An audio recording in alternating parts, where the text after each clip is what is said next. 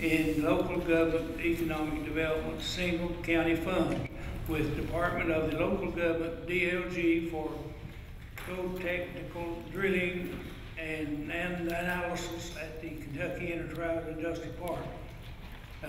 Herbie, would you explain that a little? Yeah, this is a request by the city of Pikeville and finishing up their industrial plant site at the Kentucky Enterprise Industrial Park for geological drilling and final phase.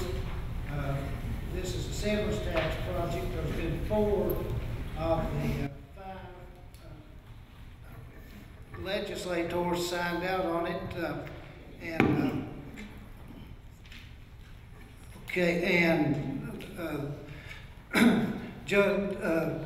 Representative Harris is the one that has requested that we have a vote on it to determine whether he would vote either yes or no.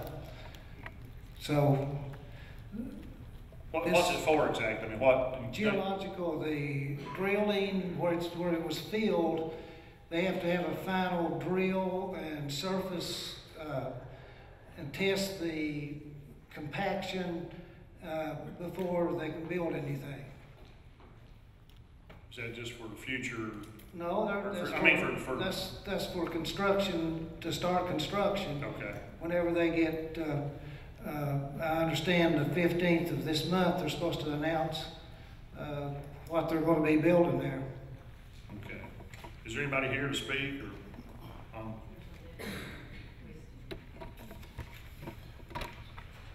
I understand it's 1,000 jobs coming to Pike County, $50,000 a year job. I heard this. So that'll be well worth that $100,000 investment. Second. All right, I need a vote, please. Magistrate Anderson. yes. Magistrate Compton. Magistrate Murphy. Yes. Magistrate Robinson. Magistrate Dodson. Yes. Magistrate Barney. Yes. Judge Diskin. Yes.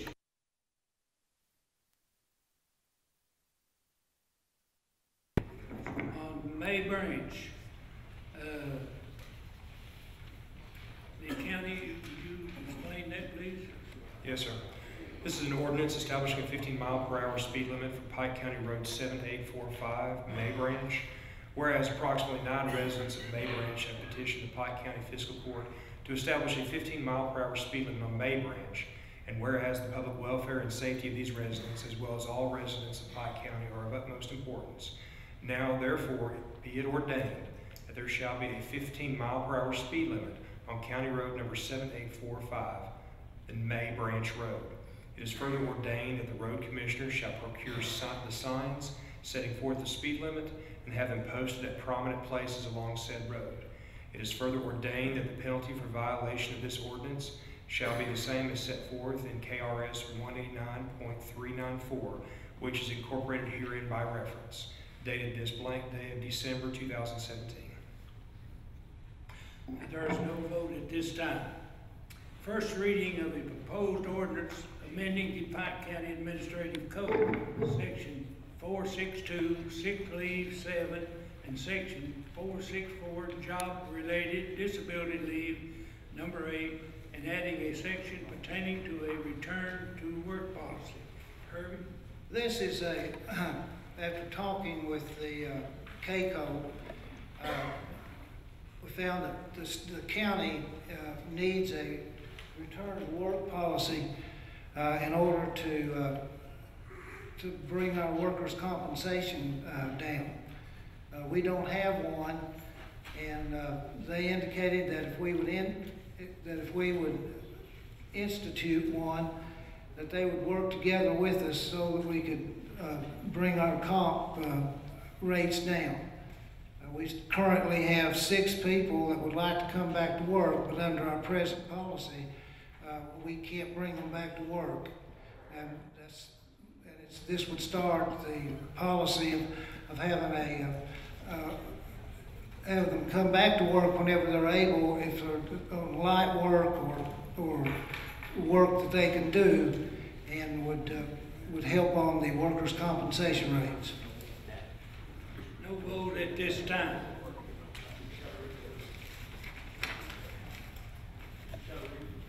Hey, Kyle's Gonzalez. gonna read it. I've got the section 464, I do not have section 462, however. That's the only section because first it's only deals with workers' comp, it's not gonna affect the sick leave. Okay. All right, section 464, job-related disability leave, subsection 1. If an employee is injured in a work-related accident, the employee is to report the injury to the immediate supervisor immediately. Subsection 2. The immediate supervisor shall submit a written report about the accident and the injury to the Commissioner of Finance and Administration within 24 hours. Subsection 3. If any employee is unable to perform his duties because of a job-related disability, the employee shall receive workman's compensation benefits provided by the court's workman's compensation insurance carrier. Subsection 4. The employee's hospitalization and life insurance shall continue in effect for 6 months for each job-related disability. Subsection 5. The employee shall not be compensated for holidays which occurred while on the job-related disability leave or earn credit toward vacation pay or be entitled to any other paid leave. Subsection 6. The employee may elect to take an accumulated vacation or personal leave days during the waiting period between the date of the injury and the beginning of the workman compensation payments. Subsection 7. If the employee is not able to return to work within 6 months on a full-time and continued basis and perform the essential functions of his job with or without reasonable accommodation, the employee shall have the option to request in writing an extension of up to 6 months additional unpaid leave. Adequate supporting medical evidence must be included with the written request. Upon review of the request by the judge executive and determination of the adequacies of the documentation submitted, the judge executive will make a recommendation to the fiscal court on whether or not to grant the extended leave time. The court may grant up to an additional 6 months of unpaid disability leave. Subsection 8. A notice of intent to return to work must be submitted to the main office at least 24 hours prior to return to work, so the court can notify the replacement worker and make any other necessary arrangements for the return of the employee. Any employee who returns to work without giving 24-hour prior notice will not be allowed to work the first day and will not be paid for the day. And this is the additional language to that statute, to that ordinance. It is our goal to prevent work-related injuries from happening. We are always concerned when one of our employees is injured or ill due to work-related condition.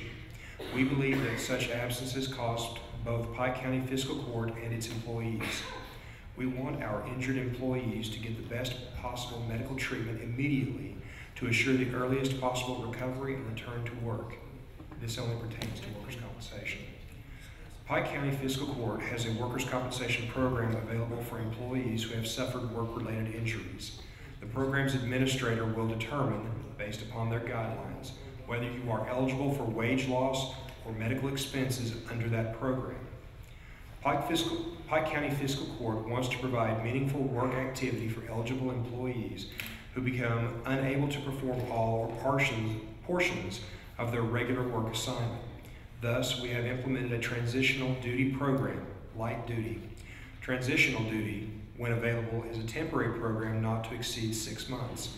This only pertains to workers' compensation. Employee procedures, subsection A. All work-related injuries shall always be reported immediately to your supervisor, no later than the end of the shift on which the injury occurs. B. If a post-accident drug screen is not performed the same day as the injury, the employee will only be paid up to 1 hour while taking time out to have the drug screen sample collected. C. You must complete and sign an injury report. D. When medical treatment is sought, the injured employee must advise their supervisor that they are seeking treatment and obtain a transitional day evaluation form. Regardless of their choice of physicians, the transitional duty evaluation form must be completed for each practitioner visit. Pike County Fiscal Court will not accept a general note stating that you are off only that you are only to be off of work. Subsection E.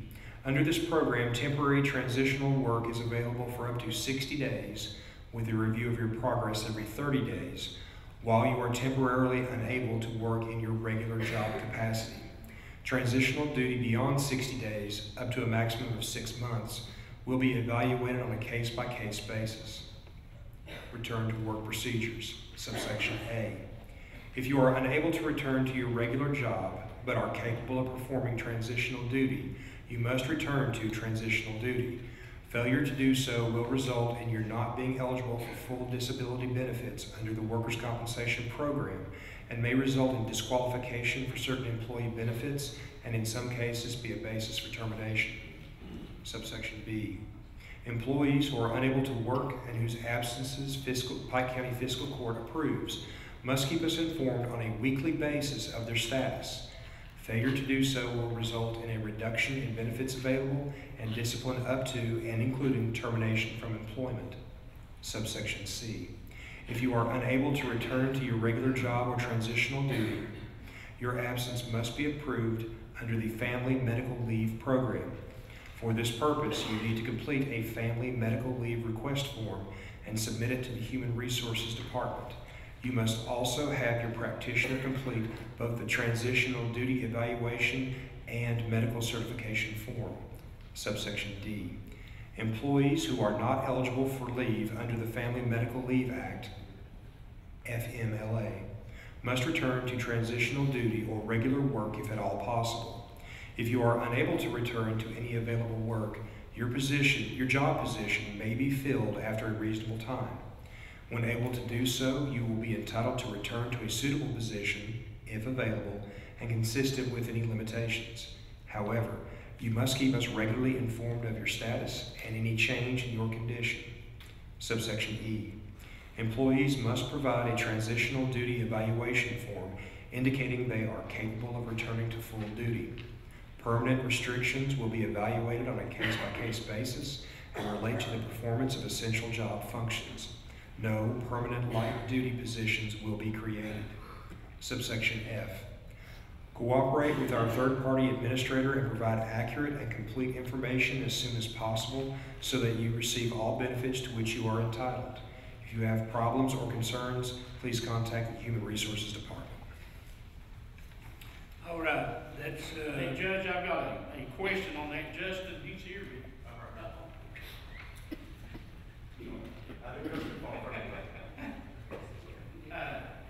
You had an estimate about how much money this would save us on workers' comp, rates going down. Do you remember what that was today? Well, at that point in time, we were talking about Xywave. Yeah.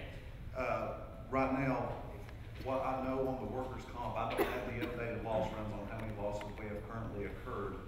But I can tell you that we have a debit on our account of about 35%, and it is costing us $278,000.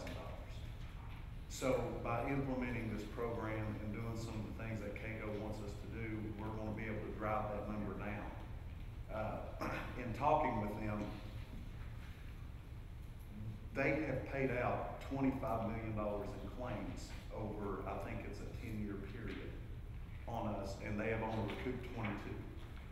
So that is why we have the debit in place. But one of the things that KCO has indicated to us is that we are consistently becoming better on our losses. And part of that is some of the policies and procedures that you implemented. I know Mr. Jackson was here before I was in that position, and KCO thought very highly of Mr. Jackson and what he was able to do, and I just kind of want to build on that with this program. So we are looking at a savings by being able to institute all these over, I would say, a 3-year period. You're looking at almost $600,000 to $700,000. Okay. Thank you, Justin. Thank you. You heard, was One East Kentucky, are they here? I'm sorry. That One East Kentucky? Yeah, I thought you were going to call him next. Okay, that was my confusion. I thought they were here. Is there a presentation in reference to the severance tax allocation? No, it wasn't. It's not, okay. It was just, Something different? Okay. get them up here. yeah, One East Kentucky. Anybody else got any comments on the workers' comp? three, yes. You ready for me, Judge? Introduce yourself, please. Yeah, I'm Chuck Sexton. I'm president and CEO of One East Kentucky. We're the regional economic development organization. We cover 9 counties here in eastern Kentucky, and obviously Pike County being the largest of those counties. I came here, it's been almost 2 years since I presented to the fiscal court. We've been busy. And at that time, One East Kentucky was just forming. I was talking about, at that time, what we're going to be doing, some of the strategies we had from a foundational standpoint, how we're going to build a foundation for success in eastern Kentucky to attract new jobs and manufacturing here. What I want to talk about today is sort of a year-end review of what we've been doing, because this is our first full calendar year of implementing our strategy to attract companies into eastern Kentucky, so I wanted to give you some info. So that everyone knows, One East Kentucky, yes, is a regional economic development organization. You have those in Lexington, you have them in Bowling Green and in Louisville, and all over Kentucky, and this is the first privately led economic development organization in eastern Kentucky.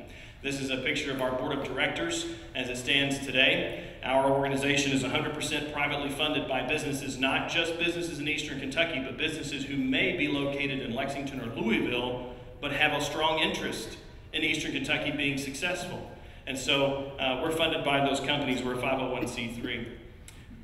Think about One East Kentucky in 3 primary ways. We're developing strategies to help eastern Kentucky be more successful from a jobs recruitment standpoint.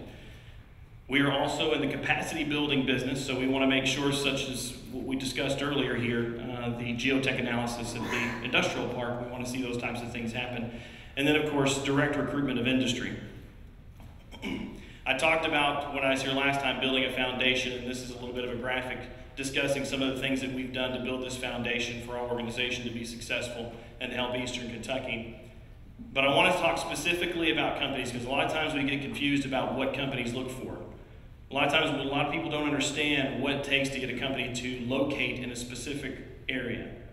And the 3 things that a company, a CEO of a company is looking at is labor, cost, and access. Our region has the strongest, most available skilled workforce in the country. The folks coming out of the mining industry, anyone who's lived in eastern Kentucky, they are inherently mechanically inclined individuals who can do just about anything. That is our strongest selling point, and it's one that we talk about with every CEO that we meet with. There are issues that we have, and there's things that we're focused on trying to correct here. Some of those relate to cost. So a company obviously wants to make sure they can reduce costs both on the front end and long term.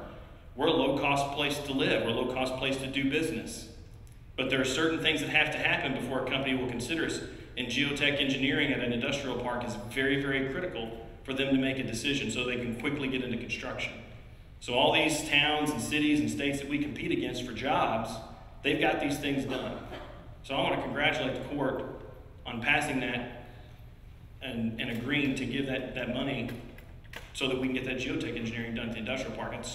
That's tremendous that you're doing that, because Chuck, it's going to equal I have a jobs. question real quick. I was, and I may have been told wrong, are you all involved in the company that may be coming here?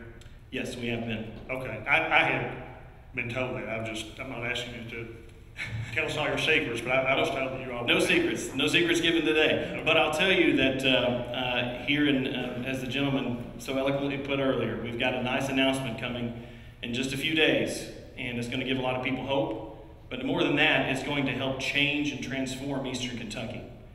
This company is going to help create a new advanced manufacturing corridor for us to build, not just in Pike County, not just in Pikeville, for the region of eastern Kentucky.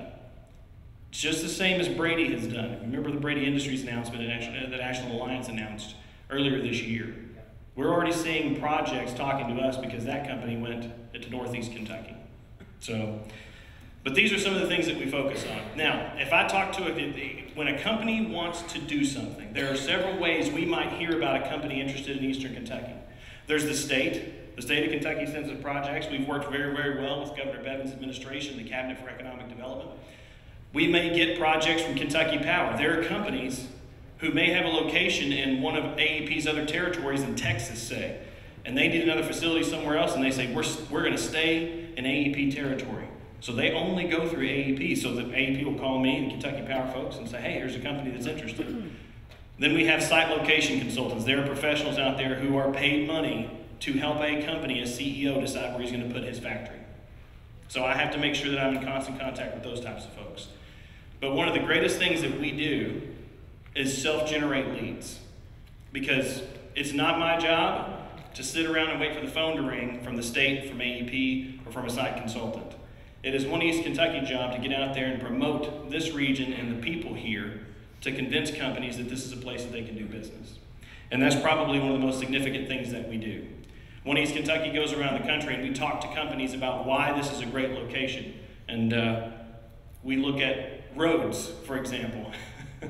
I know I've heard from some people who think that we don't have good roads. We have great roads in eastern Kentucky. You think about the 4 lanes we have here. I was in Oregon a couple of months ago meeting with some aerospace manufacturers. This was about an hour and a half west of Portland. The access for that aerospace manufacturer to get to the interstate was not as good as our access to the interstates from here. So we cannot think that roads are what's keeping us from being successful. Our mindset has to be that we have an opportunity here and we have a business case to sell these companies on. And the number one thing is our people. We primarily promote 4 industrial parks here in eastern Kentucky. However, when you think about capacity building, we want more industrial land. We want more opportunities. We talked about this idea at board meeting the other day, Judge. And there are more opportunities for us to develop land in eastern Kentucky, and that's something that our organization is going to be heavily involved in.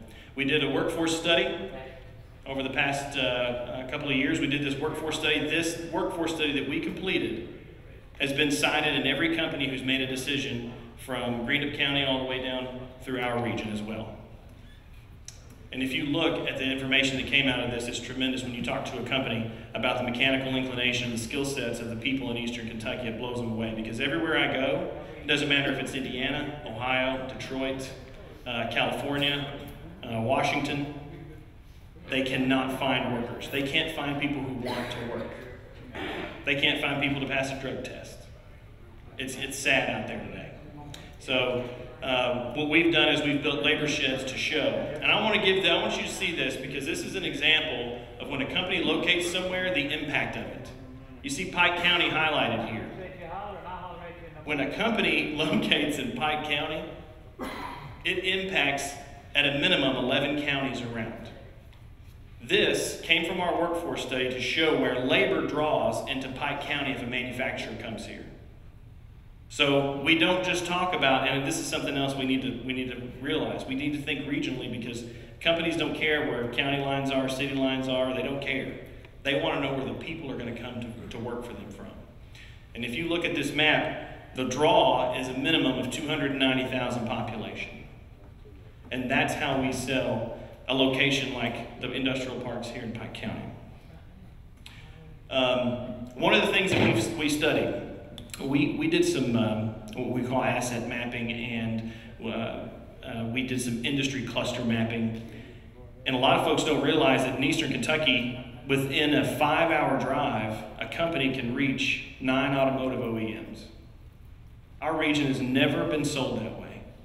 The CEOs around the country have never been told that you can locate in eastern Kentucky and you can hit 9 automotive OEMs in 5 hours. Why can't we have automotive companies here, those suppliers? So that's a big target of ours. Another big target of One East Kentucky is aerospace. Very similar story to automotive. We're in a good central location to these aerospace manufacturers. And our organization has been talking to a lot of these companies over the past year. And I'm going to give you some statistics here in a little bit of how many companies we've actually talked to, specifically also about Pike County. Another piece, this CNC Manufacturing Training Center in Paintsville is huge for our region. This is a program we've been heavily involved with. It's a program that proves our workforce study that the folks here, it doesn't matter what they did in the mines, they can go in that CNC class and the guys that went to Indiana, came out of the mines and did our pilot program, blew everyone out of the water. All those Indiana folks, they didn't hold a candle to our folks that went up there. And they surpassed them. Our 3 folks from eastern Kentucky graduated at the top of that class. And now they all have good paying jobs because of it. These are this type of training that we need so that we can recruit companies into Eastern Kentucky. Another thing that we've done, another strategy we've implemented is this Aero Ready certification. I don't know if anybody has heard this, if you noticed it in the news. I know it was in the paper and on EKB when we announced this. Aero Ready is a certification program that we went through, and we were the first region in the country to receive this.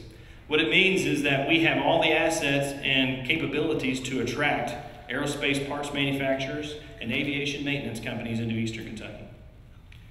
We have taken this, and we are now working on a federal program that give us a leg up in attracting companies, and that's us meeting with Senator Paul on this federal program, and hopefully we'll hear more on that in the first quarter of next year. I want to talk a little bit about results, some of the things that we've been seeing since we implemented these strategies and some of the recruitment that we've been doing. When I talk about a project, I say project, I mean that's a company who's going to make a decision on putting a new factory somewhere in the next 12 to 36 months. And we track every single one of those companies.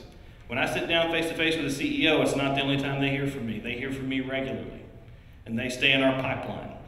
And we color coordinate all of those companies as to when they're going to make a decision so that we know how often we need to be touching them or talking to them. And if you look over the past year, we have promoted Pike County to 88 companies. Those 88 companies represent a potential 7,632 jobs, a potential $428.5 million in investment. Those companies will make a decision in the next 18 to 24 months on where they're going to put their facility. Are we going to win all of them? Nope. But we're in the game. We are now competing for companies and jobs that we would have never been considered for before. And that's a great testament. It's a great testament to the cooperation that's been going on throughout the region, between the county and the city to get the industrial park going, and obviously by the private industry who invests in our organization. And a little year-end review for us. So, since this time last year, our organization has met with 110 companies face-to-face.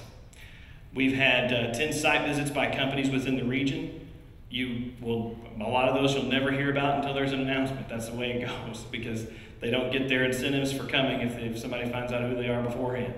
We've had 7 site consultant visits. We've been around the country meeting with site consultants at different events. We've featured Eastern Kentucky in 5 national publications.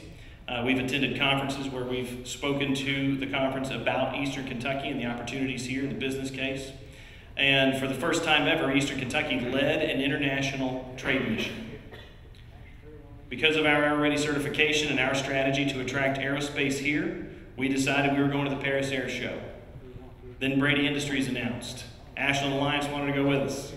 The CEO of Brady Industries wanted to go with us. And then Governor Bevin and Secretary Gill wanted to go. And One East Kentucky helped set up the 23 meetings with CEOs of some of the largest aerospace companies in the world to sit down and hear about Eastern Kentucky. And that's what they heard about was Eastern Kentucky. That's the only physical piece of marketing that those CEOs had in their hands was about our region. So those are the types of things that our organization is doing. Obviously, we've had some announcements with Logan Corporation, Silver Linings here in the city. We've got more announcements coming in the next few days, and I would say that 2018 is going to be very busy.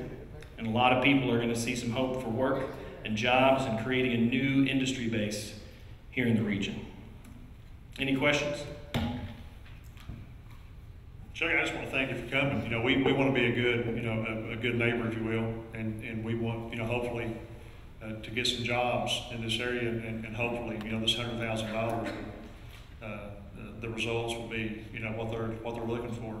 It absolutely will. And one of the things that our organization has done is we're seeking additional dollars so that we can help assist with some of those things as well. I mean, our private investment, the companies that fund our organization, really primarily goes to our operating budget.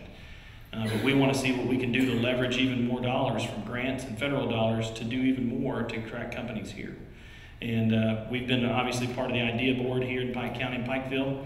My staff member Colby Kirk is here. He's on board now. Our staff is growing, and you're going to see him more often at these meetings so that we're in tune with what's going on in each community, and we're making sure that we're incorporating that in our strategies.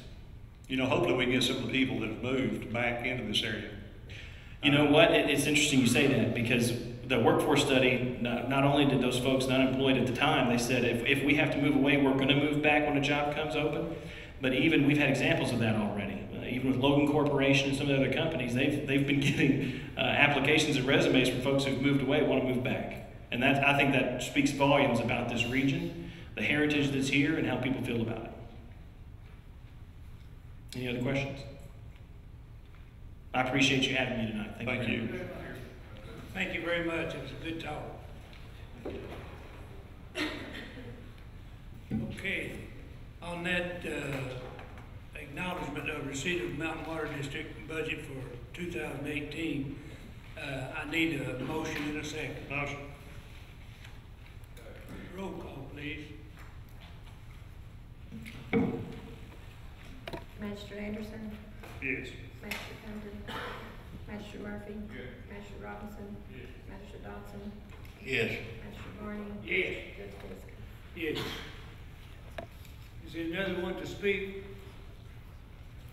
No. Okay. Awarding of bids. No bids, all right. Mattress Road Work, I need a motion to accept Mattress Road Work. Motion. Second, roll call, please. Magistrate Anderson, Yes. Magistrate Compton, Magistrate Murphy, Magistrate Robinson, Magistrate Dodson, Yes. Magistrate Barney, Yes. Judge Biscuit. Yes. All right, Mattress comments. Jeff? Judge, I'd just like to welcome the new member of the court, Mr. Compton. I called him maybe a day or two after I saw the press release, and I told him I didn't know whether to congratulate him or send him condolences, but I I'm mean, going to introduce him. He, as you know, Chick Johnson passed away, and the governor replaced Charlie Compton there for District 2. Thank you, Charlie. I've heard a lot of good things about him. I know a lot of good things about him. Welcome to the court. That's all I have. Okay. Jeff, you have any more? No, that's it. All right. Charles, you have any comments? Leo, you have anything?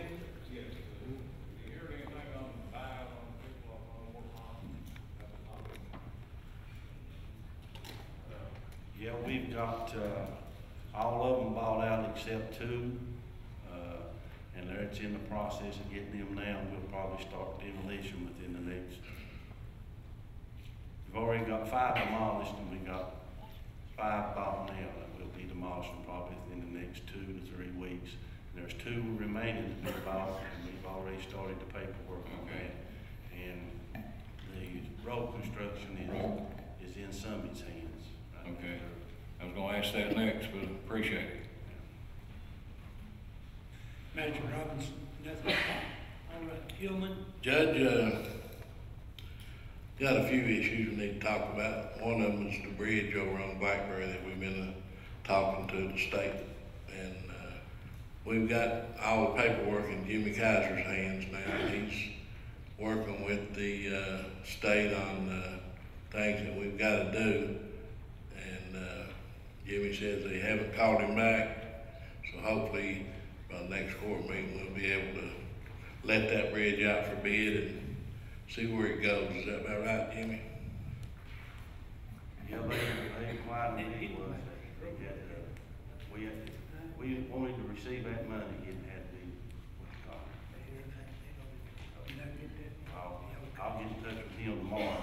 He's supposed to call me back, before the night's court meeting, so evidently he didn't get up with her engineer, so I'll get in touch with him tomorrow. And another issue was Herbie's been working on a deal with the health department to move into the school over at Majestic, and he's very near on closing out the contract there, right, Herbie? Right, we need to come over there and actually look at some of the things we need to put in that contract, make sure that the things that we're going to cover is covered, and the things that they're going to take over is correct. So hopefully by the next meeting we'll have something Yes, I plan on to present. before then, yeah. And, Judge, we've been doing some of the, blacktop, roads that we turned into on the flex money. And, due to the weather, they're done when they're 8-weighted jack. Done about half of it in District 5. Yeah. Yes, we got to the meat house the other day, and they're trying to get them all they can, but the window is closing on us, and we got one. There's a little deal, and I got to give the governor and his staff credit Friday for walking. The secretary walked to the different offices to approve for Leo's area to get Rattlers Creek approved. They had to sign the paperwork. We changed the deal, but they were concerned about the far distant ones because the hardtop gets cool in this time of year, and to get a good job, you need to keep it hot. So if the weather permits, they're gonna get them all, but if it's bad, they think it's best to wait to get a good job. Wait next year if they can't do it, or they feel like a good job can be done. And I agree with them. And, Judge, the road crew says they have went over the roads and pothole patched all of them. And if we have one that they missed, or if we got a problem with one, we would encourage people to call and let us know so we can try to do that in the next few weeks. The plant will probably close sometime in the next 2 to 3 weeks. Is that right, Jack? They give you a date yet? When the blacktop plant's closing, did they give you a date yet? No, it all relates to the weather. So, Yeah, we were right close to the winter, I think, of closing them. so if anybody's got a road out there that's in bad shape, give you or somebody a call, and we'll try to get it before the season closes. And I'd just like to say that I welcome these people here tonight that's got a concern. We need to treat them with respect, and they need to treat us with respect. And maybe we can get this issue resolved. It's an important issue that we all need to sit down and see what we can do to get this lined out. And I just encourage them to bear with us, ask what questions they need to ask, and we'll try to answer them the best we can. And that's about all I have, Judge. Thank you, Marty. Thank you, Judge. First, let me welcome our new magistrate on board. I was fortunate to be here in Michael the day this swore him in, so I got to be here at that time and stuff. But Charlie, I wish you a lot of luck, and you know, you're coming in with the right attitude on it. The new kid on the block, and there's a lot to see and a lot to learn there, buddy. So, but welcome aboard. You know, when we started Christmas on the Mountain over at Grants Branch last Friday, we had a tree lighting ceremony. Had 17 people there. We made some hot chocolate, had some homemade cookies and stuff, and we just sat around and talked, lit up the Christmas tree and the lights and stuff. We have something going on every Friday up to Christmas. This coming Friday, I think we got bluegrass music at 6 o'clock. Next Friday, we'll have gospel music. And then the Friday before Christmas, we're going to have Christmas caroling. Invite anybody that if you want to come over, visit with us, see the decorations, see the lights, talk with us a little bit. We'll share a cup of cocoa with you and a cookie or something, but we'll definitely talk to you and treat you good, and you know, wish you a Merry Christmas. Our senior citizens group, my director, her husband, if you remember, it's not too long ago, he had a heart transplant and a kidney transplant. Well, he was going to dialysis and had a little fall, and he got some stitches in between his eyes and stuff. Now that he's in Lexington in the hospital, I do want to remember them in prayer. Susan does such a great job there at their senior citizens there at Belfry, and them people miss her bad. She was gone today. She came in and started everything, and she had to go to Lexington. So, you know, just keep them in your prayers. But our senior citizens, I love them, the whole world. And no matter where they're at, if it's in Phelps, Belfry, Martin, it don't matter. Them old people, they mean a lot to me, and I really think a lot of them. Our pride group, Jimmy, I had to miss the meeting. I was ready to come to the meeting yesterday, and something happened over there, and, you know, I had to run and do that. And it it turned out to not be that much, but at the time, they thought it was a big deal. But that's the reason I went there, but, our pride group and what they're doing, I can't say enough about those guys. Jimmy, y'all keep up the good work, and it's a shame that we have to keep picking up garbage. We're gonna keep picking up garbage. Okay, that's about all I got, Judge, thank you. Thank you.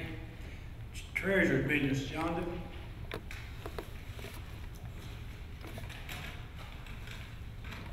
Authorize any necessary transfers and interfund transfers to pay the bills, payroll, health, and life insurance.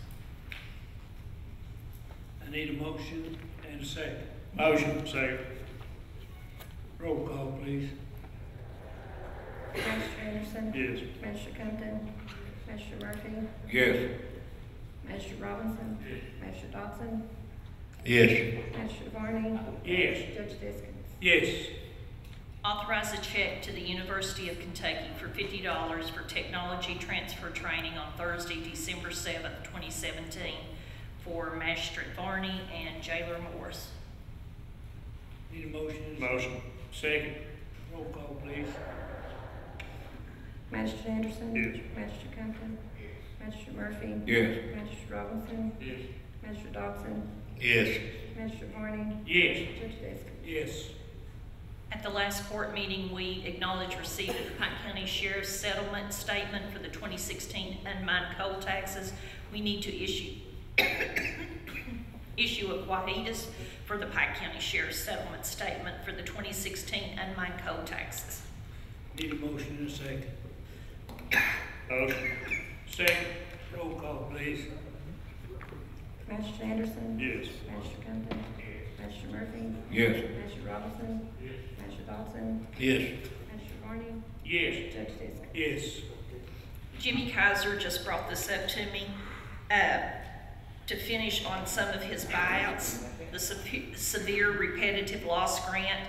We need a check. We can put them together, can't we, Jim? $300,000 to buy the Butch Leedy property. We have two at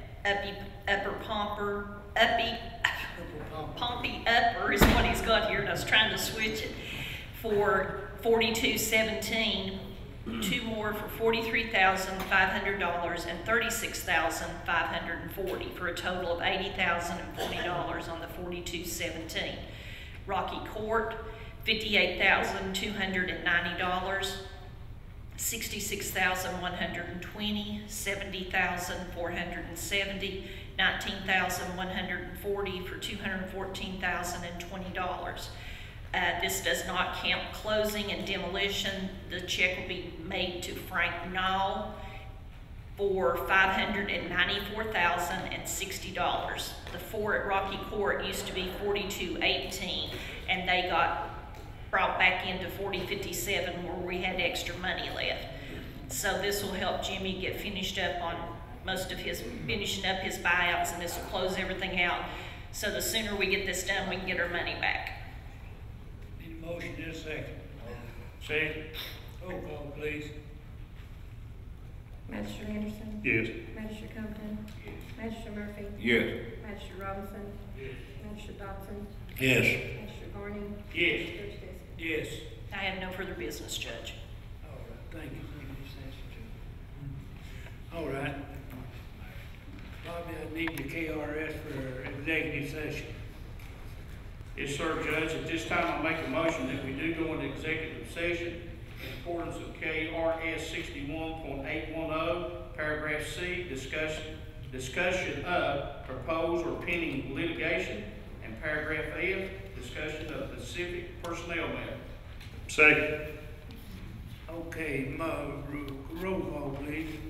Magistrate Anderson. Yes. Magistrate Compton. Magistrate Murphy. Magistrate Robinson. Magistrate Dodson. Yes. Magistrate Varney. Yes. Judge Diskins. Yes. We'll be in executive session for a few minutes, and then we'll be right back. I guess the report. Personnel. Personnel, here you no.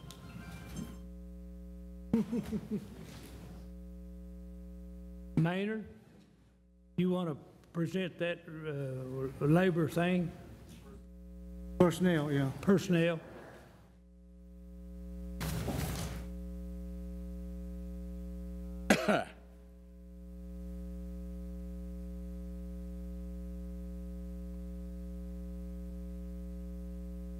do have approval to lay off Randy Chapman as a seasonal worker at Grants Branch, effective 12/9/17.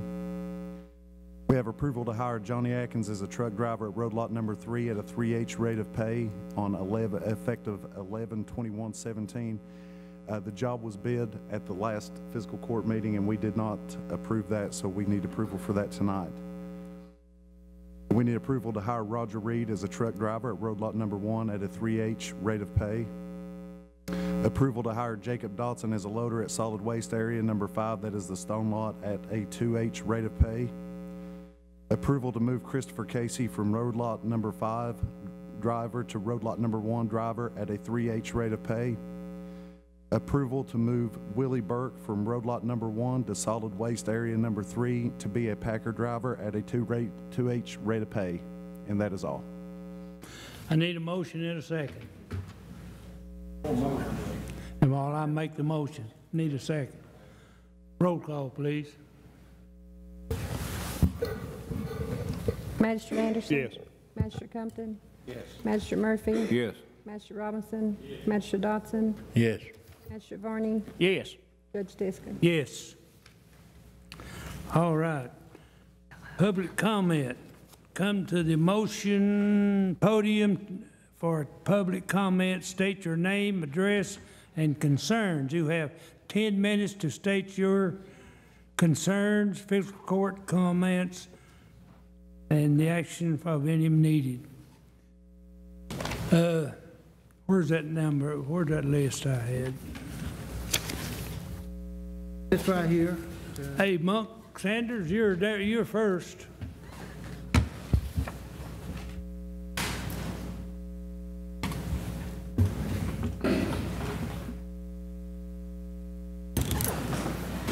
I think everybody knows why the biggest part is here is over the property tax. I want to welcome the new magistrate. It's the first time, I don't know how many years, we've had 2 Republicans sitting up there. I also appreciate Bobby Varney's prayer in praying for humble and humility in these meetings. I appreciate Hillman's remarks where he asked that we respect each other. And I hope that we do tonight, but I can't forget the last time I spoke here, 2 deputies was called to remove me from the meeting. I left to keep it from happening. But what I've got to say, listen, I ask for respect, and that's what I sit back there and listen to all the remarks and comments that you people make. I appreciate if you let me make my comments. And when I get done, if you want to say something, that's fine. I'm not asking you no questions. I won't have no questions for you. I just got comments to make. At the last fiscal court meeting, we were told that the governor and Frankfurt were responsible for our enormous property tax increases. And your hands were tied because of how oil, gas, and unmined coal minerals were assessed. However, we have learned since then that what you told us was not true. Plus, before raising our taxes, you never attempted to cut spending like some other coal counties did. You knew the compensating tax rate would automatically take effect if you done nothing, and that's exactly what you did, nothing. You knew while funding the budget in the years 2015, 2016, and 2017 that you would have to borrow money from the bank in order to fund county community centers, senior citizen centers. Therefore, you knew more taxes would be needed to keep them open. Judge Deskins himself stated in the last fiscal court meeting that the finances were so bad the fiscal court had to borrow $2.5 million to pay bills in 2016. You knew before you hired Assistant County Judge Herbie Deskins to replace Brian Morris that it would cost county taxpayers over $100,000 in yearly salary and benefits. You knew this. Fiscal court had to borrow $1.5 million to pay county bills for this year. But you hired him anyway. You knew before you performed personal work on private property that county taxpayers could not afford to pay for this taxpayer fraud, waste, and abuse. But you kept building up your voter base. I have photos and videos that shows some of this personal work being done by county employees using county equipment, fuel, and supplies. You knew, yet you continue to ride around in new taxpayer-purchased vehicles with all expenses paid when you agreed 2 years ago to park them, but you lied again. Greed overruled your promises. You knew back in the summer you were abusing taxpayers by using 2 of these new taxpayer-funded vehicles to travel to another county for your own personal court hearing, trying to overturn the election of the commissioner form of government, hoping you could save your political careers. You knew before approving the 2015, 2016, and 2017 budgets that taxpayers could not afford an expensive adult recreational playground such as the golf course. But I suspect some political donors hung out at this taxpayer-funded playground. Greed don't miss opportunities. You knew when you approved the 2015-16 budget that all unnecessary spending would require more taxes to be collected, but you were addicted to other people's money. While coal severance tax kept declining in 2015, 2016, and 2017, with 100 or so coal miners being laid off, your budget found some money for wage increases. Over 2 decades ago, you and your predecessors created 6 assistant magistrates positions that no other county provides, just so you could hire your family members and political friends. These 6 non-essential nepotism employment positions cost taxpayers well over $1 million. Despite citizens' objections, this abuse of power continued as some family member employees qualified for state pension benefits, and only then could we get these non-essential positions terminated. Greed's golden rule is family and friends come first. Greed costs county taxpayers over $261,000 per year for very expensive family health insurance policies that most of us can't afford for our families. This prearranged plan was put together by our 6 magistrates that included Magistrate Chris Harris, who was president of CAECO, who personally pushed this plan to our fiscal court. This plan included dental and eye cure, plus a $1,200 flex card for 6 part-time magistrates and their assistants. Other counties' taxpayers only pay for a single coverage insurance policy for each of their part-time magistrates who have no taxpayer-funded assistance. This health insurance policies cost their county taxpayers approximately $39,000 per year for all 6 magistrates. Net difference, approximately $220,000 per year. Taxpayer abuse such as this is why our state pensions fund is in financial trouble. And who do you think is one of those trying to legislate a fix for the state pension problems? Our own 93rd District State Representative Chris Harris. The same ex-Pike County magistrate who was head of CAECO when county employees' health insurance skyrocketed, and we paid $300,000 in insurance overcharges for overassessed county property values.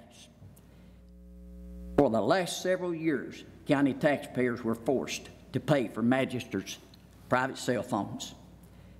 Taxpayers were forced to pay for magistrates and county judges' personally assigned county vehicle with all expenses paid. Other counties do not pay for this expensive taxpayer abuse. Greed keeps grabbing.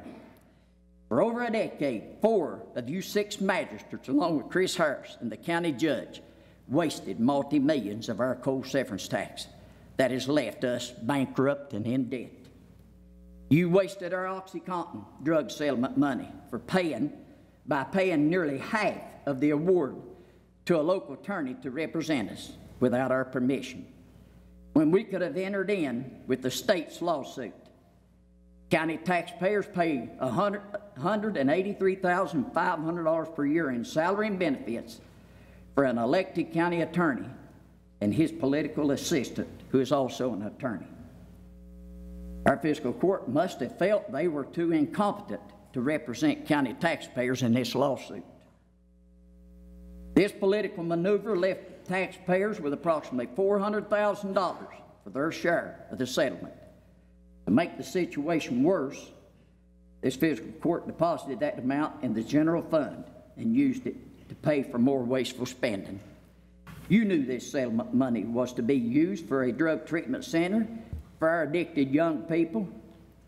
I speculate why you never entered into agreement with the state joint lawsuit, and it was because you knew the state would order all settlement money to be used for drug treatment. Greed overruled compassion. Getting in the swamp and uncovering this $300,000 taxpayer abuse, after weeks, Brian Morse got in the swamp and uncovered this $300,000 taxpayer abuse.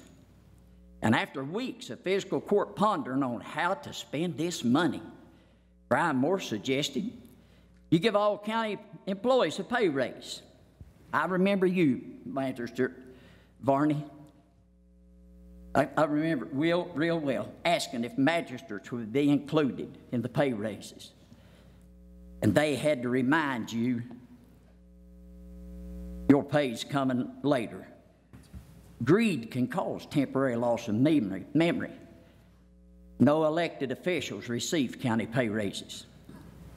They award themselves taxpayer-funded perks, which have no restrictions. He's got one more minute. When Brian Morse was appointed jailer, his replacement, Herbie Deskins, cost taxpayer twice as much salary as Brian was paid.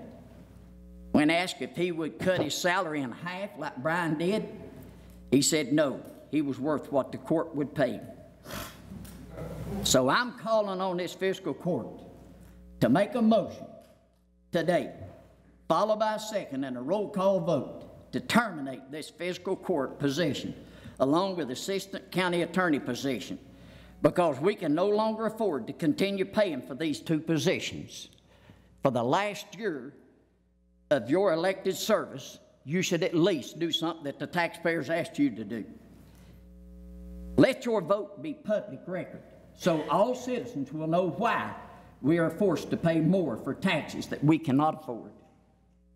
According to the county treasurer's own 2015 accounting records, here is approximately what it costs county taxpayers for salaries and benefits for 6 full-time Pike County Fiscal Court positions that sit before us today.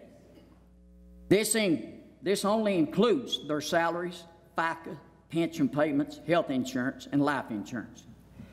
It does not include very expensive rewards that they award themselves without our permission, such as taxpayer-funded, personally assigned county vehicles, magistrates' office space, cell phones, 6 assistant magistrates, and so forth, that other counties are not forced to pay for these taxpayer abuses. County judge, $141,300, $68 per hour based on 40-hour work week. Assistant county judge, $100,000, $47 per hour. County attorney, $77,500, $37 an hour. Assistant county attorney, $106,000, $51 an hour. Fiscal court clerk, $58,900, $28 an hour. County treasurer, $110,500, $53 an hour. I'm gonna set his ass down. $596,700. Again, according to Pike County's treasurer's own 2015 accounting records, here's what it costs county taxpayers for 6 part-time magistrates who, according to state-listed duties for a magistrate, is to attend 2 fiscal court meetings per month, which last approximately 2.5 hours. This totals up to be 65 hours per year. All elected magistrates are permitted to keep their private job or continue to operate their own private business for their main source of income, and most of our magistrates did that. Magistrate Jeff Anderson, $75,000, $1,154 per hour. Magistrate Hillman Dotson, $62,800, only $966 per hour. Magistrate Johnson, who is deceased, Murphy, Robinson, and Barney, It's $69,350, $1,067 per hour. Magistrate Charles Compton has now replaced Johnson, and I don't have that information. We now have many citizens living in fear as they watch their net income dwindle month by month. I've seen strong, healthy, unemployed men and women lose their family car because they could no longer afford tax, license, insurance, maintenance, tires, and fuel costs. Now they are unemployable because they have no transportation to take them to work or to find work. My wife and I were food pantry volunteers for 28 years in the Phelps area, fighting poverty by handing out food boxes every month to needy families. Yet I have been unsuccessful in fighting county corruption for several years. That has contributed to much of this poverty. It is my humble opinion, if outside sources such as the FBI and our state government don't order a forensic audit for this fiscal court that will eliminate corruption, waste, fraud, and abuse, our county's future will lie in ruins. This audit must be done before the new commissioner-run fiscal court takes control in 2019, because we will never know just how much Pike County Fiscal Court fraud, waste, and taxpayer abuse has cost us. In another month, citizens will be hit with another financial setback when increased electric bills show up in our mailboxes. All area grocery stores, auto sales, equipment, supply, retailers, service companies, all retail companies, their owners will recalculate their increased taxes and increased electric amounts and add them to their cost and pass it on to us, their customers. This will force all of us to adjust our budget with our fixed income neighbors suffering the most by giving up more of their life's necessities, while poverty, crime, and drug use continues to destroy our county's economy. Love of money is the root of all evil, and greed fertilizes the root. There are 10 things greed does not have. Greed has no love, no morals, no compassion, no shame, no satisfaction, no respect, no limits, no boundaries, no conscience, and no remorse. If you elected taxpayer abusers have 1 ounce of compassion for the people you took an oath to serve, you voluntarily step down from office and end the suffering of thousands of Pike Countyans. I'm finished. Next speaker is Larry Thacker.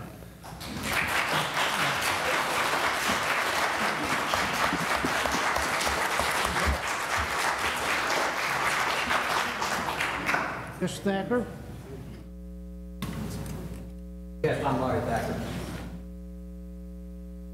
Yeah, I'm Larry Thacker. I'm from the Millard area. Spent quite a bit of time over in Phelps. My biggest part of my work career was over in Phelps, but I am Larry Thacker. And that's a hard act to follow. Well, first I want to appreciate the judge and the court here for giving me a few minutes. I appreciate it. I don't know a whole lot about the fiscal court. I probably know more about state government. I took a class one time under Mr. Deskins up there at the college, and I probably know, I'm sure I'm an expert on state government now, and maybe one of these days we can talk him in to get the county to teach us something on fiscal court. I know it's a tough job. I'm not here to, I'm reminded of the old show Cheers. You know, Norm would come in, everybody knowed his name, and they'd ask him, how's it going, you know, and he, well, it's a dog-eat-dog world. And sometimes it feels like you're wearing milk-bone undershorts. So I ain't here to take a bite out of you. That's not what I am. I'm here just for a lot of people that can't get up and do public speaking, or won't come in a forum like this and say anything. You guys, I have nothing I can tell you about the coal business, the ups and downs. We all know the problems. We had all of our eggs in one basket. The tax base and everything was for a long time totally dependent on the coal industry. And you guys have been in this county A lot of you, a lot more years than me. You remember the down times, the boom times, and the down times. I was raised as a teenager in one of the down times before the coal boom. This was in the mid to late 60s. Back then, we had a running joke in school. We taught reading, writing, and Route 23. You know, because you didn't have anything but just a little truck mines if you didn't want to cut props. We had to empty out a whole generation. They've been 2 or 3 great exoduses out of Pike County to find work. And we've been through the lean years, we've been through the coal booms, we've been through the fat years. We had it again over at Phelps. When I went to Phelps, money was good, everybody was working. At that time, we had over 1,100 students in the old schoolhouse. And we were building on the new schoolhouse. By the time they got the new, I think coal dropped down to $20 a ton. And by the time we got the new school built, the school population had dropped down to about, Hillman probably knows better, about 460. And you know, that was your 7th and 8th grade high school and all. So, but the job I left to, when I graduated, I left home one Saturday. Next Saturday, I was in Detroit, Michigan. And this is an example I want to throw out here. And I know you're all well aware of what happened to Detroit. They were just like us, had all their eggs in one basket. That was a manufacturing capital to the world, the automotive manufacturing capital. And then when they had the problem, when they lost their single source tax base, just like Pike County is, they started taxing real heavy in Detroit. And they taxed everybody out of Detroit. I don't need to tell you guys what happened to Detroit. You guys are well aware with current events. They filed bankruptcy. At one time, just about 1/3 of the street lights were working. 1/3 of the water district was down. And basically, they go through there now just tearing down this row after row of houses. Anything that's worth anything, the Chinese bought it, but most of it just dilapidated and being torn down. And I'm not saying that Pike County will ever be a Detroit. Because you guys, I know, you know, this old county's been around for a long time. We've been through the lean times, been through the boom times, and we've solved this problem 2 or 3 times before. But I just want to let everybody know that there comes a certain point, a sweet point on taxes. I had a lot of people, a lot of my friends left. They were smart enough when coal started going down that they sold out. Well, you can't sell out now. It's hard to sell a house in these times right now. And I've got my girls that can't work here. I've got nephews, young people. It just bothers me. I like to see one generation where our children don't have to leave and go somewhere else and find employment. It's not the problem of any one physical court. This problem's been going on for years. No one single physical court is going to fix it. But more or less all I can say is just identify the problem and let's try to get working on it. I mean, you know, I can blame the coal owners, the corporations, I can blame Frankfurt, I can blame you. But at the end of the day, the old military way is identify the problem and just work the problem. We got to see if we can do something with it. And I'm sure you guys know more about this county than I do. You know the demographics. You know every economic situation here where everybody's, you know, how they feel, what their feelings are. Nobody has to come to you and tells you how a taxpayer feels. They've already talked about what they're doing to us with the AEP. You know, they got the famous deal they got going. They'll come in, ask for double digit, settle for half, like they, you know, every couple of years. You know our problems, you know the people, you know the situation. And all the thing I'm doing here, I'm not calling it nobody. I just up here just trying to be a voice for some of the people up and down these hollows that probably won't get up here in a public forum and repeat it. Don't want to waste your time. There's no need for me to stand up here and tell you stuff that you guys already know. Appreciate it. I'm not politically correct. I'm going to tell you Merry Christmas. Everybody have a good holiday season, and thank you for your time. Thank you very much. Next speaker is Woody Larder. Woody Larder, L-A-R-D-E-R, okay.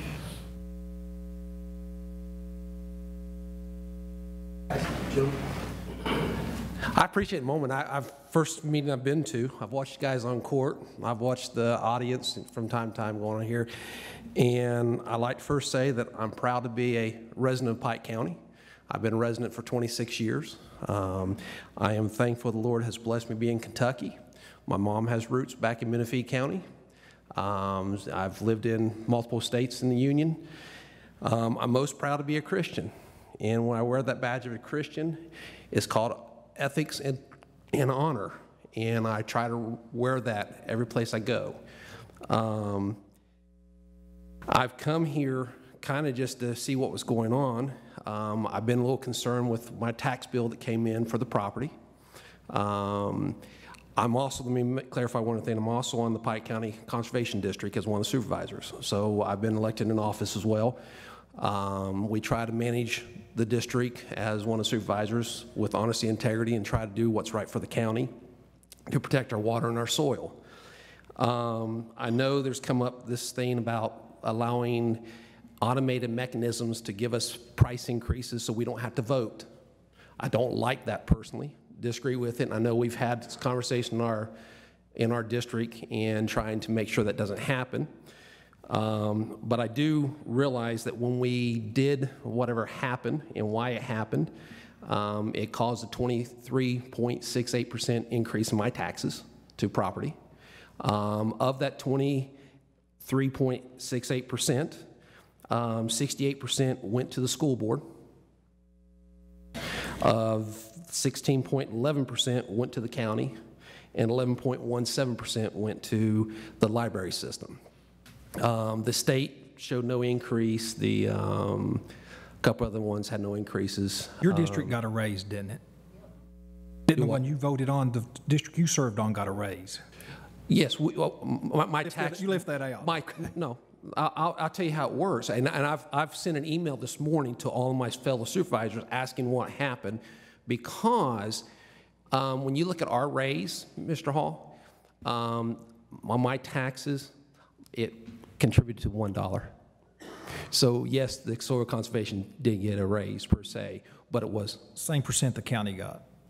No. Let's be honest here. If we're gonna get into honest, you got the compensating rate. You took the compensating rate. Just like this. Okay, court what did. I'm saying is you're probably correct on that. Okay, but the difference is the amount of money that you're drawing into the district versus what we're drawing into the district. Our actual rate is 0.00006.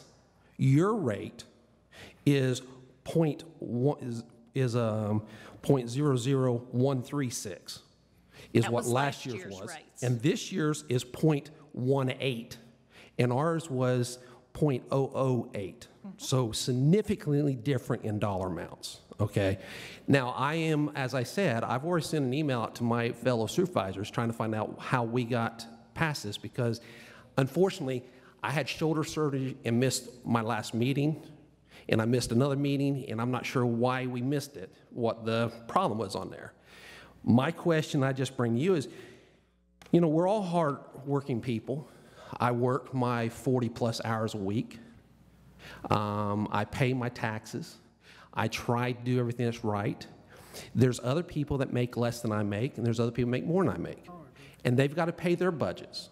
Now, I can make and afford to pay the tax. But there's other people that hurts tremendously on. When you say I'm raising your taxes 23%, and that's not a lie number, that actually takes the percentages that we have on our taxes. I'm not lying with the numbers, and I can prove it to you if you want to sit down. I'll give you a nice little spreadsheet, and I can show it to you. But that is a significant increase to Pike County to say that we're raising our taxes that much. Now, if we could have done something different, great. Or if there was something that said, you know, this is what's going to happen, and this is why we're allowing it to happen, and this is how we're going to fund it, just like we did the East 1 Kentucky, and very impressive presentation I saw tonight. I thought, wow, that's kind of cool. Give us something that gives us meat that says, yes, this is why we're going to raise your taxes 23.68%. Now, the state rate didn't go up. It stayed at the same rate of, what was that, 1.1220. So anyways, I just commend you guys to take a moment, think about it, think how you want to respond, think about what it's doing to Pike County, and how you're going to spend our monies. Are you showing, oh, I'm sorry. Are you showing the numbers like I do? You studied the numbers. This court, the Pike County government gets about, if just for even numbers, if someone, because I looked at my tax bill, I couldn't afford it, my personal one. Your percentage should be the same percentage as mine, for every correct? $1,000 paid by the public, $120 goes to Pike County government. The other $880 goes to your agency, the school board, all these other agencies that have voted. Now, if you use that correctly, I think you'd be looking at the rate of Pike County is .1360. Oh, it is for the use your decimal points. You're going to be a little bit higher than that. Okay. But the new rate's going to be .18, which means it's going to be even higher than that. Okay. On a $100,000 assessment, Pike County's getting $44 extra of a home.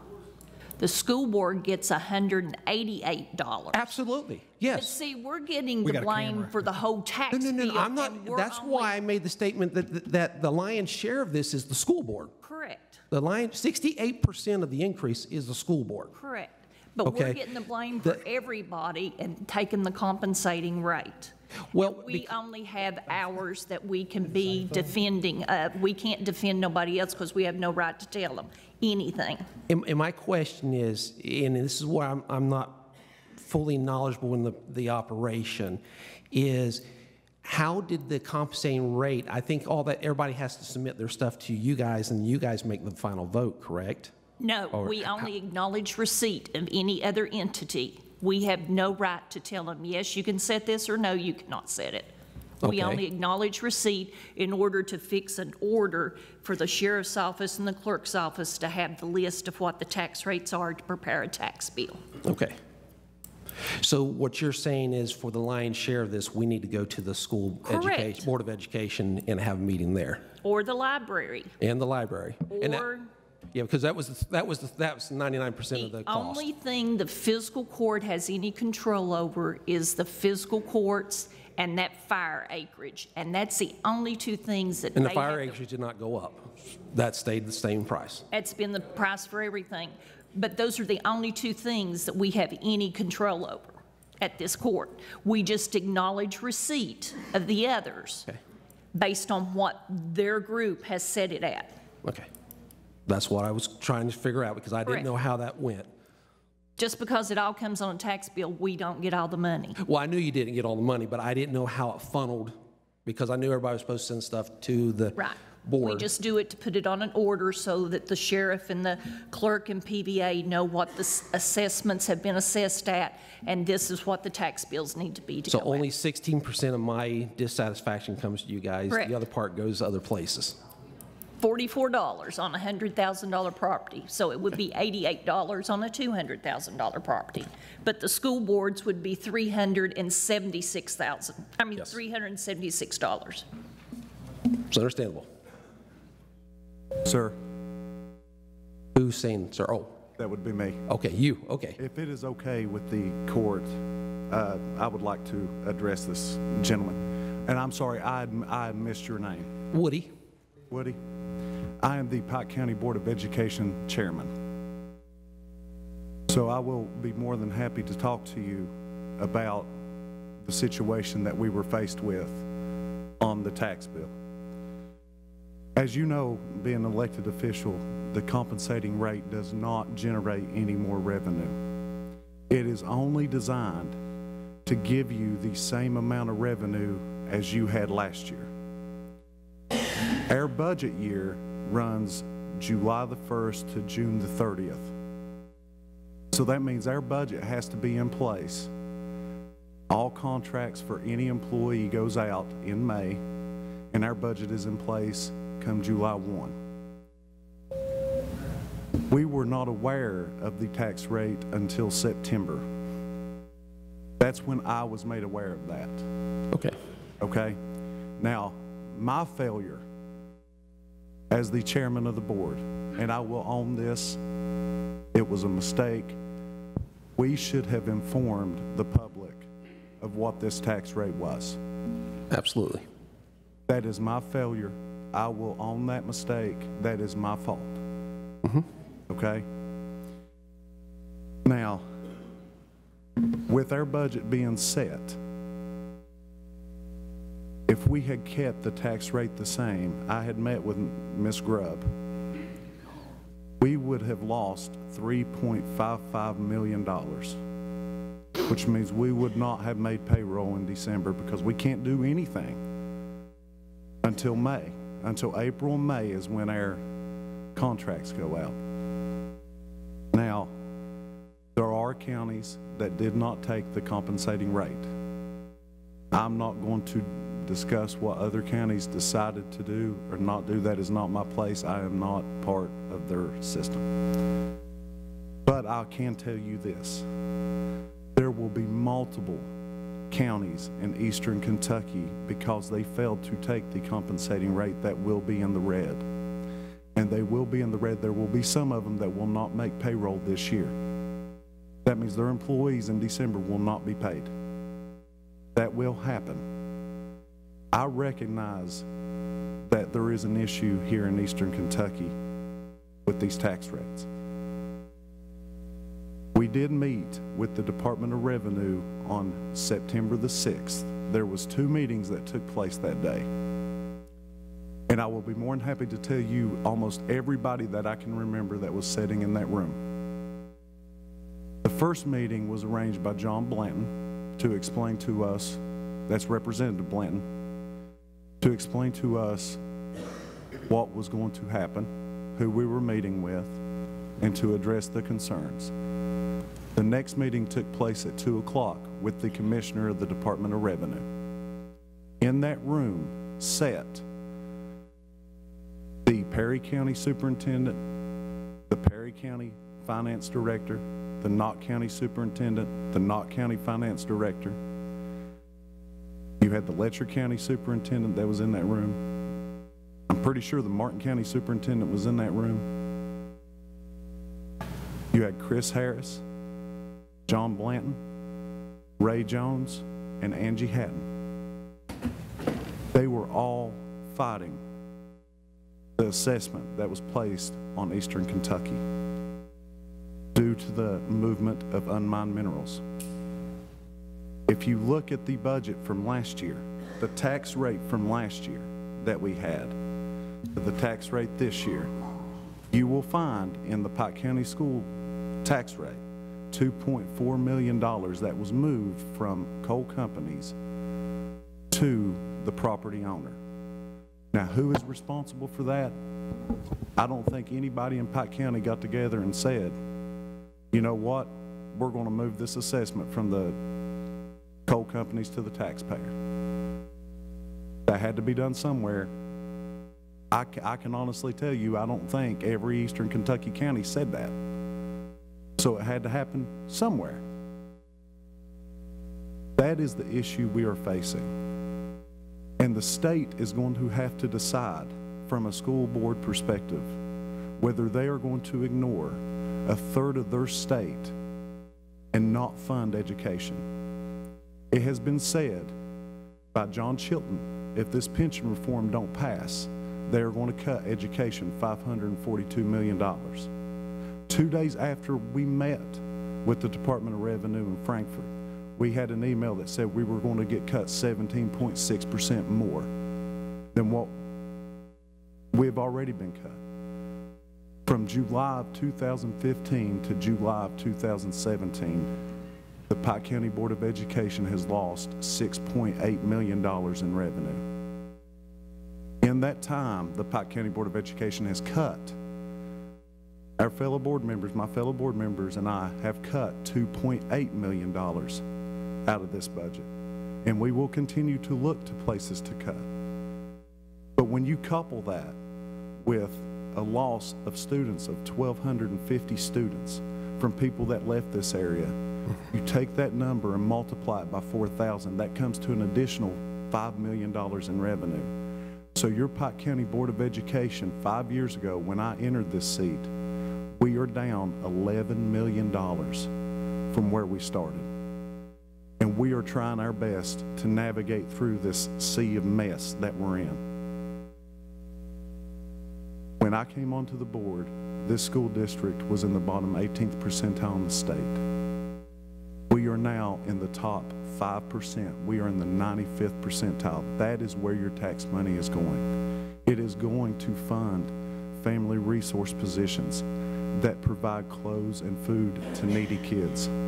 It's going to provide for librarians that help kids learn how to read and fund programs like the MAP testing to help them solve problems, because that's what the MAP testing is designed to do.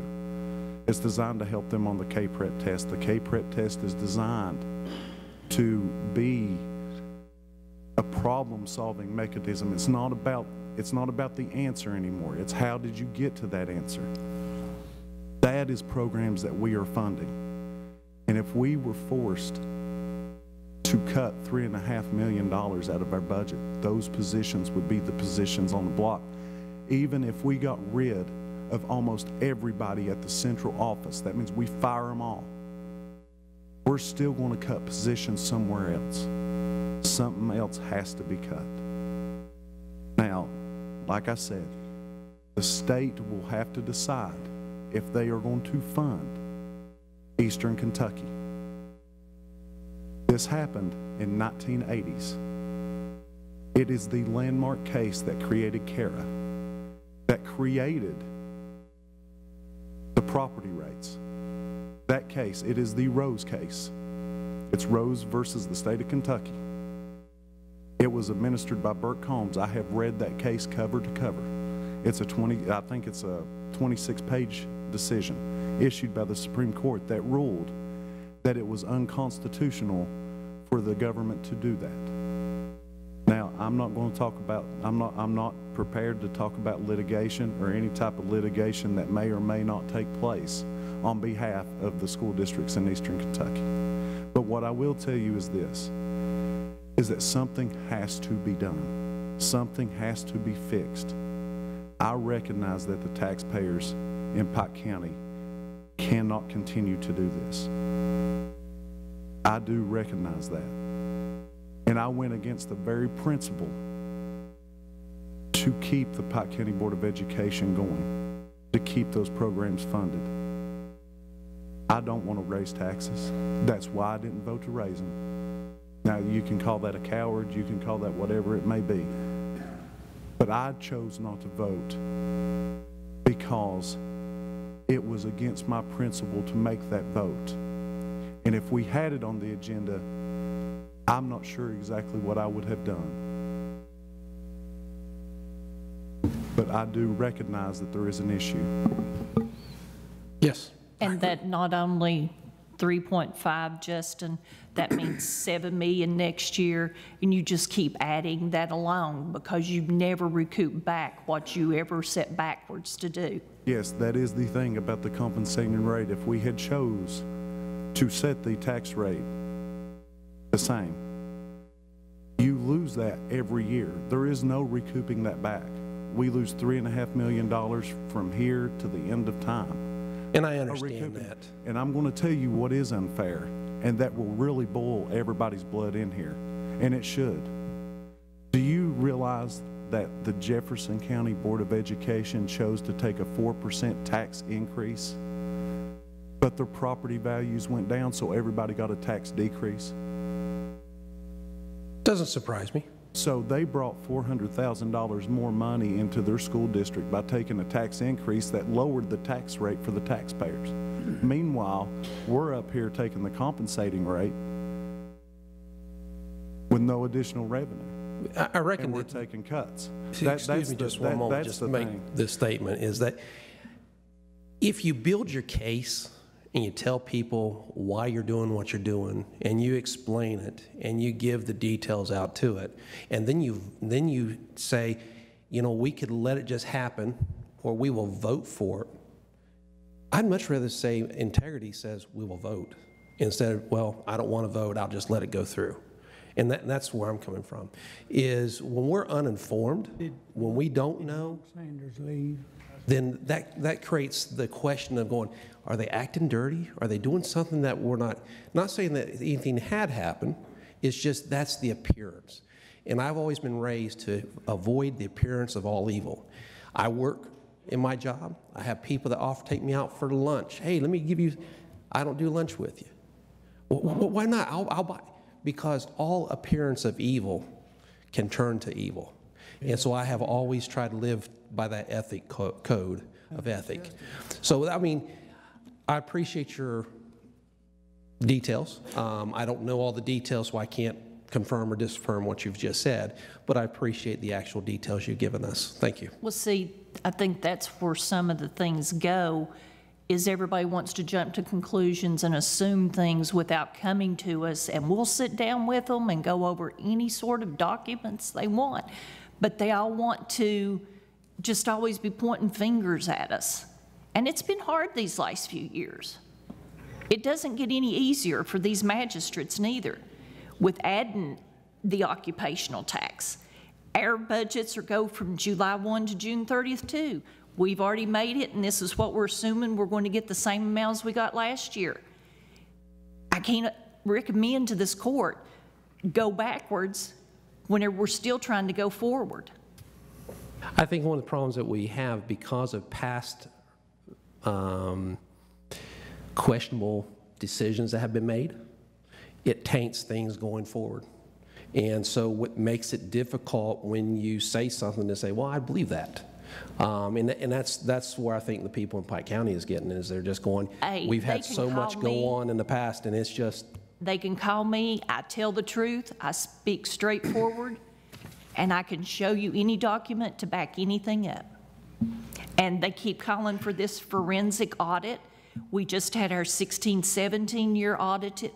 Our 15-16's finished, our 16-17 is being finished up, and there are no problems as far as spending.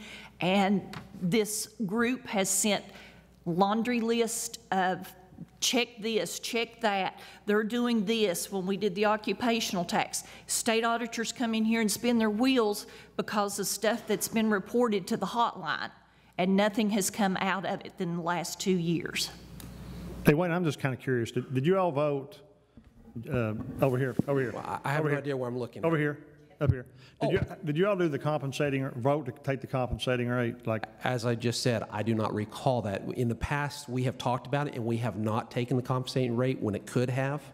And so I have sent out an email to our secretary, and I've also sent it out to each one of my board members to find out where it crossed, because I honestly don't remember that topic coming up. If I remember right, you all did send in a paper for the compensating rate from the school district. Because we have a meeting next week, and I'll be addressing that at that meeting. We can give you a copy of it, because we've got them. Yeah. No, I mean, we're going to find out. I'm investigating, because until I took the, you all did vote for yesterday. I went through my records. You took the compensating rate. Huh? Doing nothing, just like this fiscal court, you took the compensating rate. That's what ended up happening. You did. And I did not realize that until I got my tax record. And I started looking at last year's and this year's numbers. And so the first thing I did today when I realized that, I actually sent out an email to my fellow supervisors saying, guys, what happened? What was going on here? So yes, you are correct in what you're saying, but at the same token, when we start looking at dollars. You did the same thing, you're just playing dumber than we are, than these people are. You did the same thing. Mr. Hall, you know what? That was disrespectful, and I tell you, I don't want to talk to you now. That was, I have done nothing. I'm sorry. I spoke trying to be nice. I'm sorry. When you do nothing, asked us to be humility, to speak, and then you turn around and do something that well, I can't stand somebody sitting there. I'm a Christian too. You're not the only Christian in the building. You're sitting there. You all did the same thing. You all raised my rate too, sir. They raised my rate. You raised my rate, sir. You. Everybody raised my rate. By not doing anything, you raised the rate. The state put that rule out there. I didn't do it. You didn't do it. Next speaker is Mike May.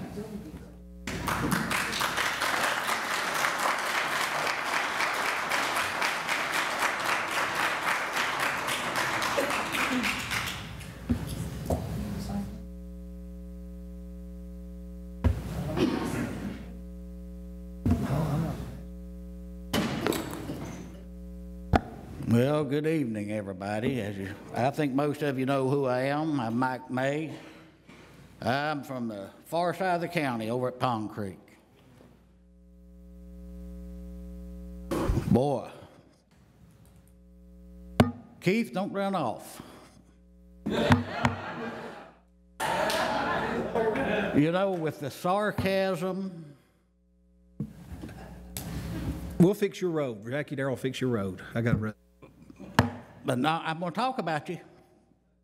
Okay, I hate to talk about a fella and him not around. But I guess, hey, that's okay. He might get, I might not go hard on him tonight. The last gentleman, and you know, to say that we should call the treasurer or whatever, if there's anything in particular, I would suggest, and I think that's what the last gentleman may have been doing, that maybe this court ought to do this out here in an open meeting to inform us what is, you know, going to come down the pike. And while I'm thinking about it, I've got one question, and I don't want to get into this to Bobby Mullins. Are we going to get a surprise garbage rate increase this year?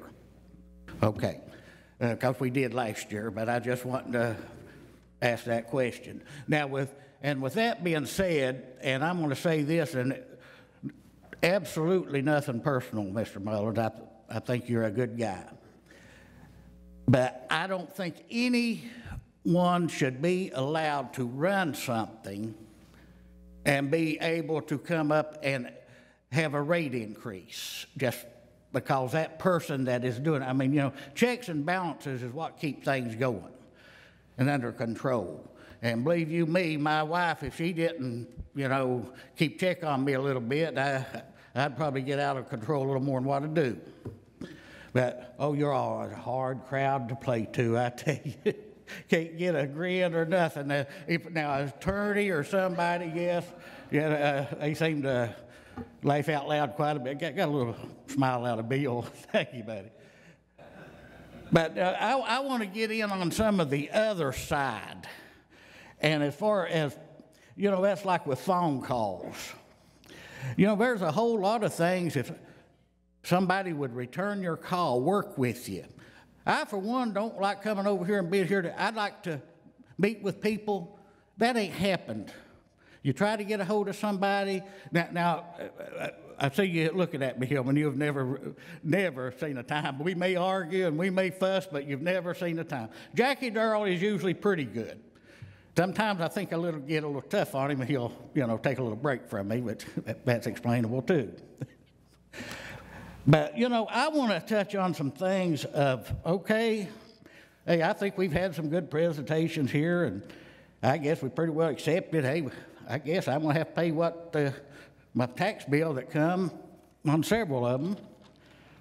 But I want to touch on the side of waste of money and the recovery of money that is spent out there illegally with materials, labor, and equipment being used. And, you know, some of it has been openly admitted right here in this court.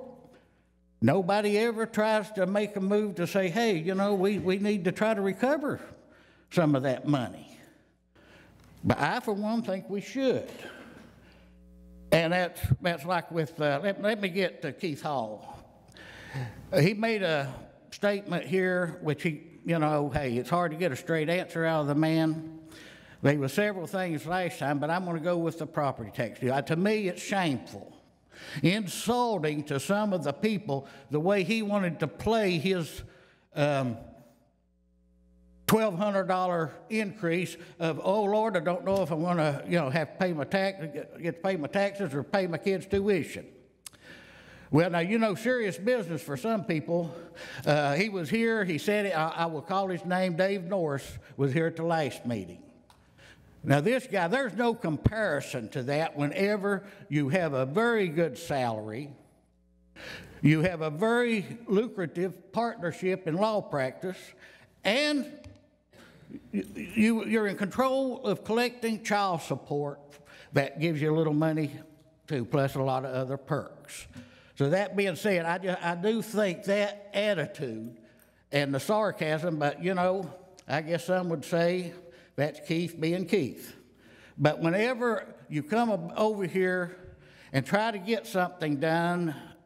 You know, it is pretty tough. Y'all don't take criticism very well. None of us do. But if you would just take, there's waste out here in this county. In District 6, wow. You have a road foreman over there, and I have talked about this for some time. Nobody wants to jump on board. And Hillman, you have talked of having a working foreman and so on, and I hope, I can't comment, I hope y'all's do better than ours. He stays locked up in his office out there. He drives his truck and hauls water up on the mountain, and I do think that the road foremans need to park their trucks. I don't think it calls for a job, especially when a man lives on a mountain and you shake the living daylights out of a vehicle. And you know, hey, I'm not here to make you mad, but if what I say, if the truth makes you mad, then hey, so be it. But, you know, there've been a lot of waste in District 6, and I am getting phone calls, and it just tickles me pink that somebody else have a problem with things other than myself. From FEMA, I think it needs to be checked on, especially in District 6. FEMA money, really, there's some indications to me that the money wasn't spent. You know, the job was cheaper done than what FEMA allowed for. Now, that being said, I do think that should be looked into. And the county attorney's salary, I know it was touched on here. Now, for the last few months, I don't think the county attorney's office should have been getting a salary. Keith Hall's been the one here. We already pay him. And with that being said, whenever the phones or what, you try to contact somebody, and you got me off track when I had the knowledge that you always do, even to hear me fuss at you, or a lot of times we're in mutual agreement of things. But hey, give me a chance, talk to me. If I've got a problem, if that's anybody, you've got two kinds of people that basically come to this podium. The first one's in here and they're after our money. And then the public comments, and that's from somebody that has not got a problem solved. You're better off to solve the problem. I had a problem. I don't want to really waste a lot of time on this, but as you all know, my first time over here, I used to sit, and my dog, I've got an English bulldog, and he heard a lot of this along with my wife, and that was going back for years, that I'd fuss at the TV and I'd have my opinions. And it is sad that you have to get walked on yourself before, you know, you will make an appearance and try to change things and back people up. And since then, I have been over here quite regularly. Now, you know, I'm sure a lot of you, most of you are familiar with the Senate hearings that go on and stuff. I was telling Jackie Darrell earlier, I compare a lot of this with the people I talk to. It seems like I don't recall. Mike, I don't remember that. Keith Hall, I got a hold of him yesterday after about a month trying to get, but in the last 2 weeks, he said when he went into executive session, he was going to make a call. I finally got him a hold of him yesterday, and he says, "What? What call?" Yeah. So with that being said, I know it's getting late. Hey, I'm wore out and hungry, and the old lady's got the bed heated up for me. I'm sure she's already in there. But if you would address a problem, you wouldn't have us over here doing that. But what I was saying, I was like 39 days that I'd called over here when I had the problem with Magistrate Varney back February of 2016. I called, nobody returned my call. I come over here and then they say, "Oh, well, you know, yeah, we're wrong, we're illegal." But that being said, try to address the problems. Talk to us. Return my phone call. Herbie, you did return a call from me, but I have left you other messages. You know, I know you're a busy man. I know y'all got a lot of things going on. Now, let's get to this. Did Keith say you was going to take care of the problem, Jackie Darrell, on the ditch? Could you give me a report on that, or is it, I don't remember? Yeah, I've talked to, matter of fact, I texted him a little bit earlier there to see if that ditch had been cleaned out by his father, in which Tommy May Jr.'s aiding me and trying to help me in this deal, and I appreciate a son trying to coach a father and doing the right thing. But the weather has hampered them some, and they got a contractor, but they said it's kindly to mercy of the contractor, but it would be cleaned out by Tommy May Sr. at his expense. We've had 2 weeks of really pretty exceptional weather, Jackie Darrell. That's what he said. Now, I need would you be interested in some beachfront property up there in that area? Now, really, I mean, you get a hold, and the statute, they talked last week about a suit, and even suggested that I file a suit myself over the road not being ditched. My goodness, you know, that's not my responsibility. And the statute calls for, and again, when you asked our county attorney, he just, I don't know, flips out there, maybe, you know, he's nonsense. But you can't pin him down to a direct answer. Herbie, you know, I know you're an attorney and that maybe we could get this, but the statute allows that, and I'm not going to get into a lot of that, I've got copies of them, that if it is illegal to fill up a ditch. Hillman, would you agree with that on our county roads? Yes, sir. And, you know, Bobby Varney has had no problem with this.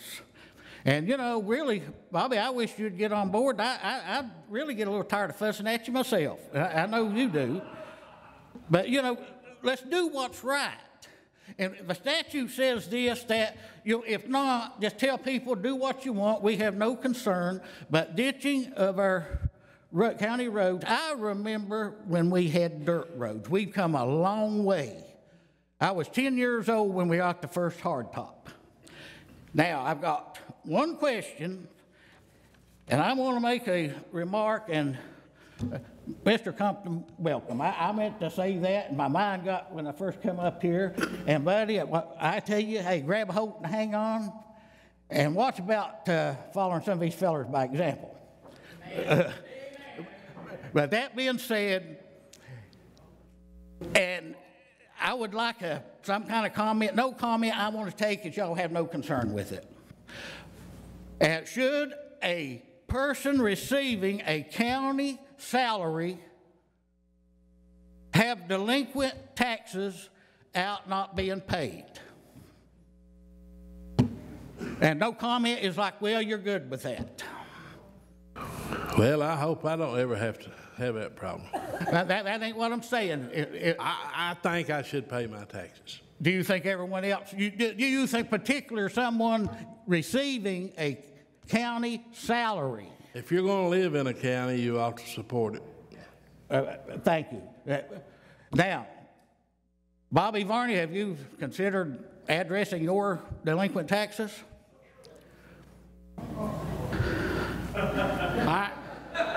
If you'd get all the facts on that, there was a delinquent tax bill that was paid by another company, and myself and a lawyer sued that company. I do not owe the county anything. Are you talking about 2013? 2013. Well, Bobby, the courthouse over there needs to correct their records. They're showing over $12,000 as of October. I've got copies. And, you know, you have never received a letter saying, hey, this goes back to 2001 or so. I mean, I'm not here to tell a tale if that is the truth, but the paperwork I have come up with is your address, and there are 2 pieces of property. One you've never, you know, you've always it for like a lot or something, but never tried to pay it. I just own 1 piece of property. You don't have a lot or something valued at $2,500? That is. No.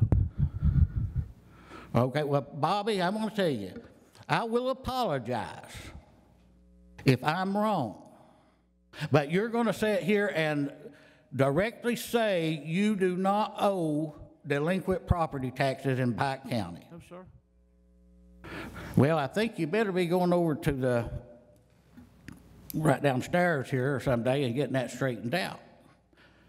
Because it is there, and with that being said, you got the denial, so I do think that I'm right. If you can prove me wrong, I will come here and apologize to you. You don't have to. Well, yes, you would deserve an apology, but if I am right, I'm gonna be right back over here speaking louder. Hey, folks, really, thank you. Thank you for listening, and really, some of our problems, if you talk to me, and maybe we can get Jackie Darrell up, and maybe he'll get psyched up and do his job. That kind of irritates me. I talked to you. I knew it would. I was wondering when it's going to get you. I talk to you a lot, and I answer your phone calls. I need to answer a phone call if I ain't got an answer. And I got your ditch dug. And when I dug that ditch over there, and that's my good friend I put that ditch in, but it don't matter, friend, foe, or Democrat or Republican. I dug that ditch, and that lady says that I was going down the road to somebody else's. No, I dug the ditch there. We had the crew there and deputy sheriffs that day. But, you know, if you put out heat, you need to take it. You complained when I went on the other side and dug a ditch on your property. Oh, okay. I'm going to put a drain there, and it takes time to do that. But you complained about me putting a ditch on your side.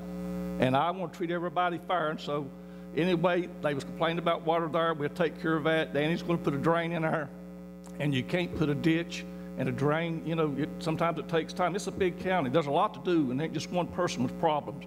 It's constant problems over this county. And I've been good to talk to you, and that's my job, and I'll try to do my job. Okay, I wasn't going to go there. But Jackie Darrell, yes, you did come over at my property. And folks, I sent a picture that I think Herbie and the judge should have seen. He come over and dragged a ditch at my property, which I stated last time. I've been trying to get that in a drain. Hey, there's no outlet to it. It's just a ditch. Well, I don't think I'd call that a ditch. You know, I think of what I put, it's a long hole in the ground.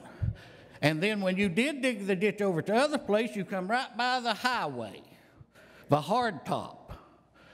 That even with that, it is going to eventually eat that out. So, I mean, and last time you talked friends, well, you left an adjective out, political friends. And you talk a good number, and I think that's how it should be, no matter who you are. Republican, Democrat, and that's what we all should get in. We do what is right. And you've even come and stressed they was your friends. But I did it anyway. You did, but you was, how long did it take you? How long did it take me complaining?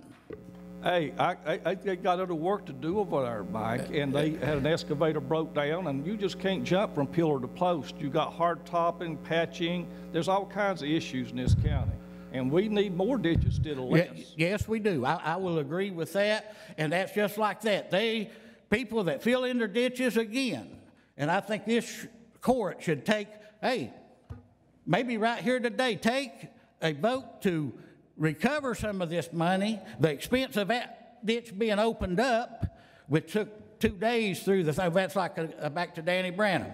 They went up there on a Monday or whatever day they was going to do something. He wasn't nowhere around. They called him, said that they come out and stopped him. And yes, our road commissioner come the next day, and he did see that it got done. I think he was in harm's way, but he lived through it. But that being said, let's see if we can't get some of this done and recover some of this money that, you know, the taxpayers shouldn't have to be paying. Now, y'all think that one over. Thank you, really, folks. I know I'm appeal sometimes, but that's just how it is. Thank you, Mr. May. All right. Okay, Jackie Darrell, do you have any commission? Do you have any comments? Yeah, I got a couple issues here.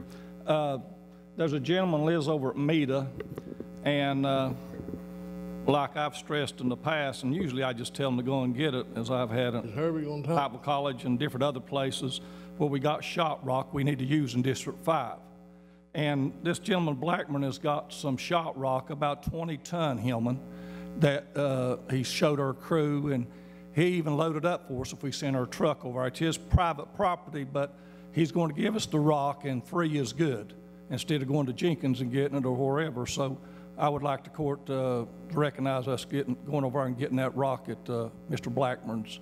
This 20-ton over there, he's tore out of a hillside there, and I've looked at the rock, and it looks like good rock, and we can use it and save the taxpayers money. And a lot of people preaches that, but they jump on different issues for different reasons. But saving money is good, and this will save us a little bit of money.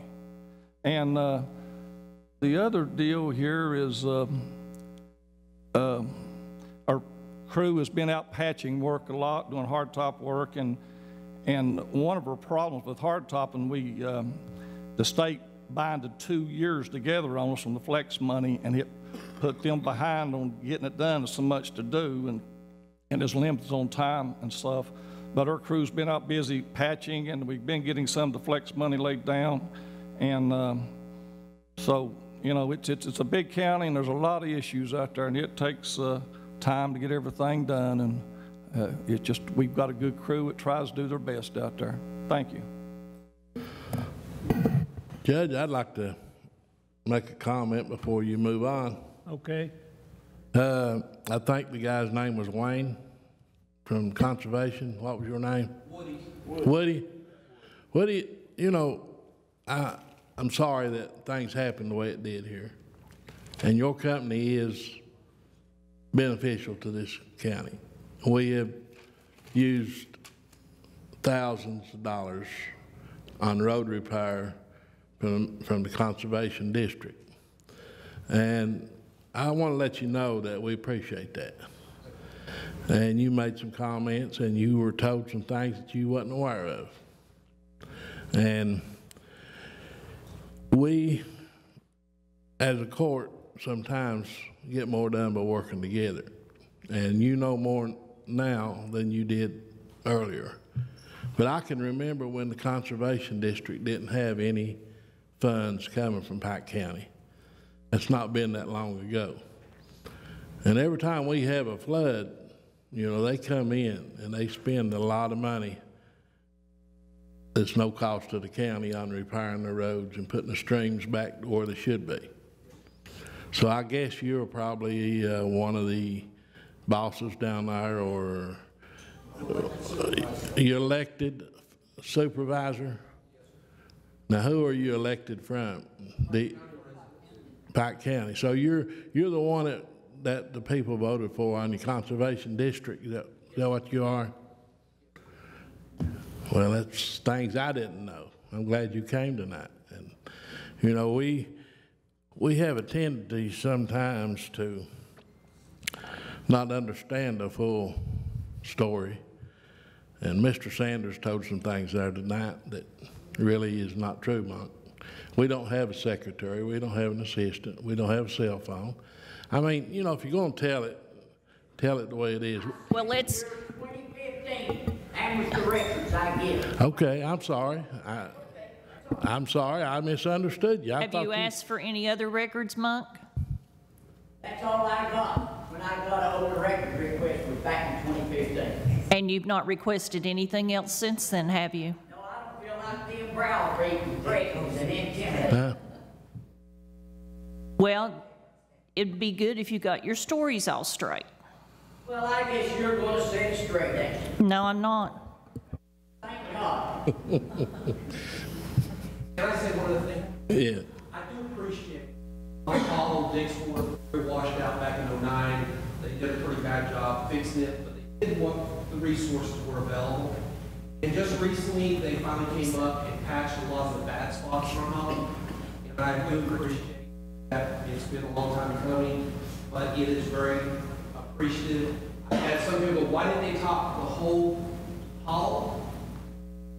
My statement to the people that have said that on the hollow is, why do you need to go with good asphalt?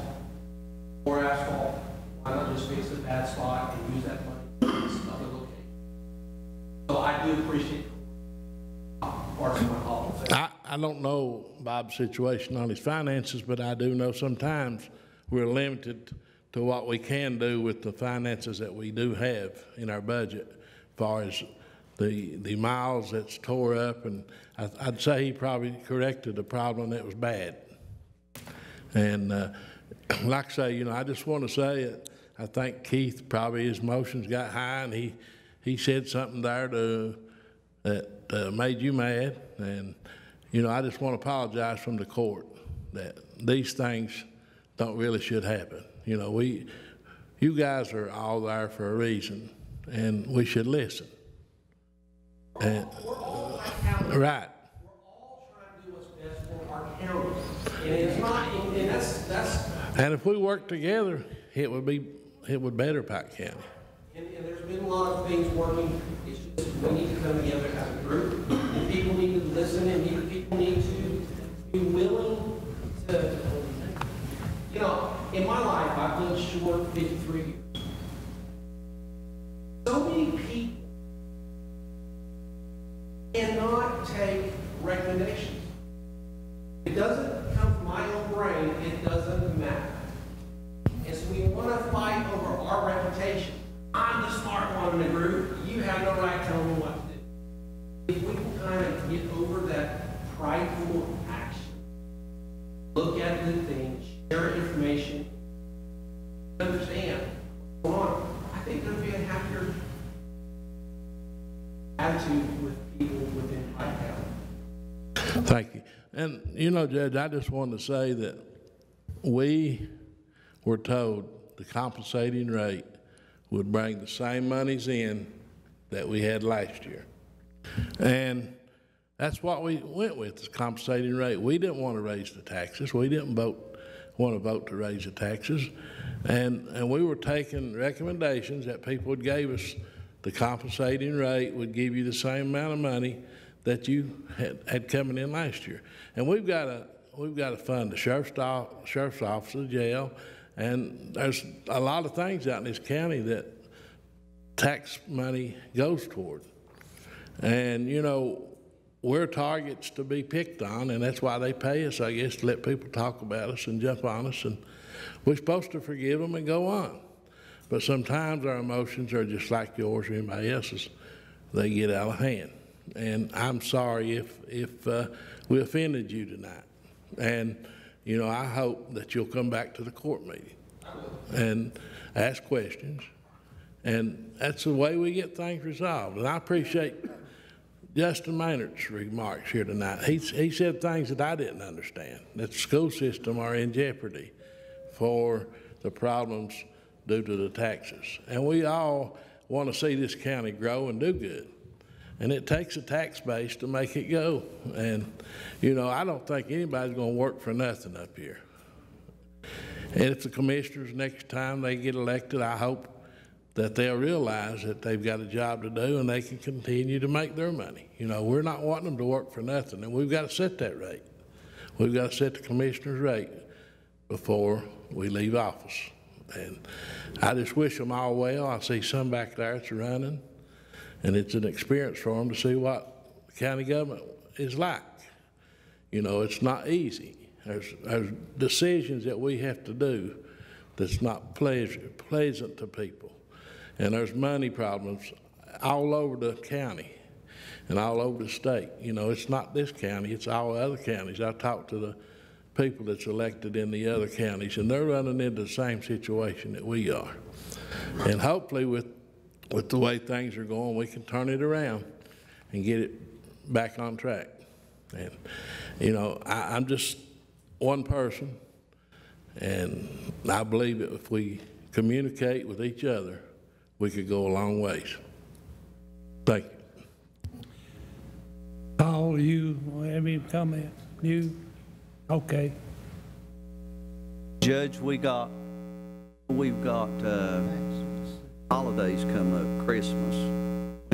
What days is the court wanting to take off for Christmas? Christmas would be Monday and Tuesday, because if it's if Christmas Eve falls on Sunday, it goes to that next day, and then that bumps Christmas to the Tuesday. Or if the court chose, they can do it Friday and Monday and come back on the 26th. It's just however the court wishes if they wanted to make changes. John, I kind of looked at the county code. I thought it would be Monday, Tuesday, but I think it's Monday, Friday, Tuesday is the way the code's written right now. Friday, Monday. But if the court chose to switch it around. Right now it's Friday, Monday, because if it says if Christmas comes on Monday, we take Friday and Monday off. If it falls on a Saturday, you take a Friday, but Christmas Eve falls on Sunday, and it should be Monday and Tuesday.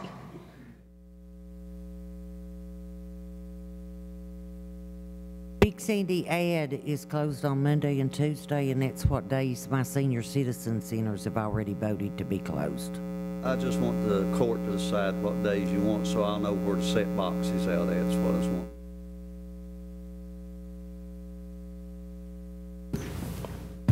Did you hear what he said? We can do it the next court meeting. I can't hear too well. We'll have to do it the next court meeting to decide. Yeah. 19th. All right. Well, I won't have time to get boxes out. Where's the administrative code, Jeannie? While she's gone, Judge, there was a young lady that stood up in the back. Back there. Come to the mic, honey, and tell us what you... Yeah, right here. Hey. You won't be recorded if you don't come up on the mic. You want anything? You want to say anything? Oh.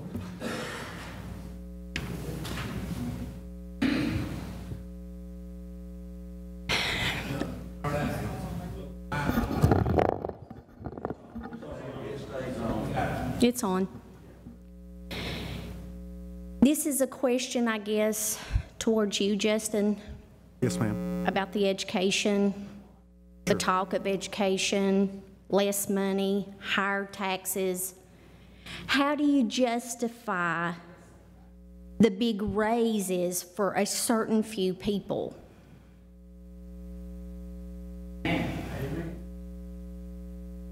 Now, when you talk about raises, there's only one person that I can vote to give a raise to, and that would be the superintendent. I cannot vote. How can you justify that? Mr. Atkins has had 2 exemplary, all across the board evaluations. And in doing so,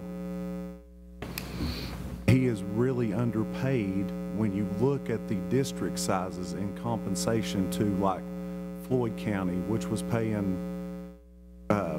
what was this, Henry Webb. I'm pretty sure he was at 168, and Floyd County is pretty comparable to our district size. So even if you look at the district size, he is still under the value of what a comparable district would be in our size. So in taking that into account, and in the evaluations that he had had, that is why we felt the raise was necessary or warranted. Now, we certainly can review that at the time his contract is up, which will be 2 years from now. Thank you. All right. You anything? Okay. Any comment? This is what the code said. Jeannie is right. It does say if it comes on a Monday, you take the preceding Friday. And then that Sunday takes the Monday, so it's flip-flopping it. But do we want to take Friday, Monday, as the administrative code says, or do we want to take Monday, Tuesday?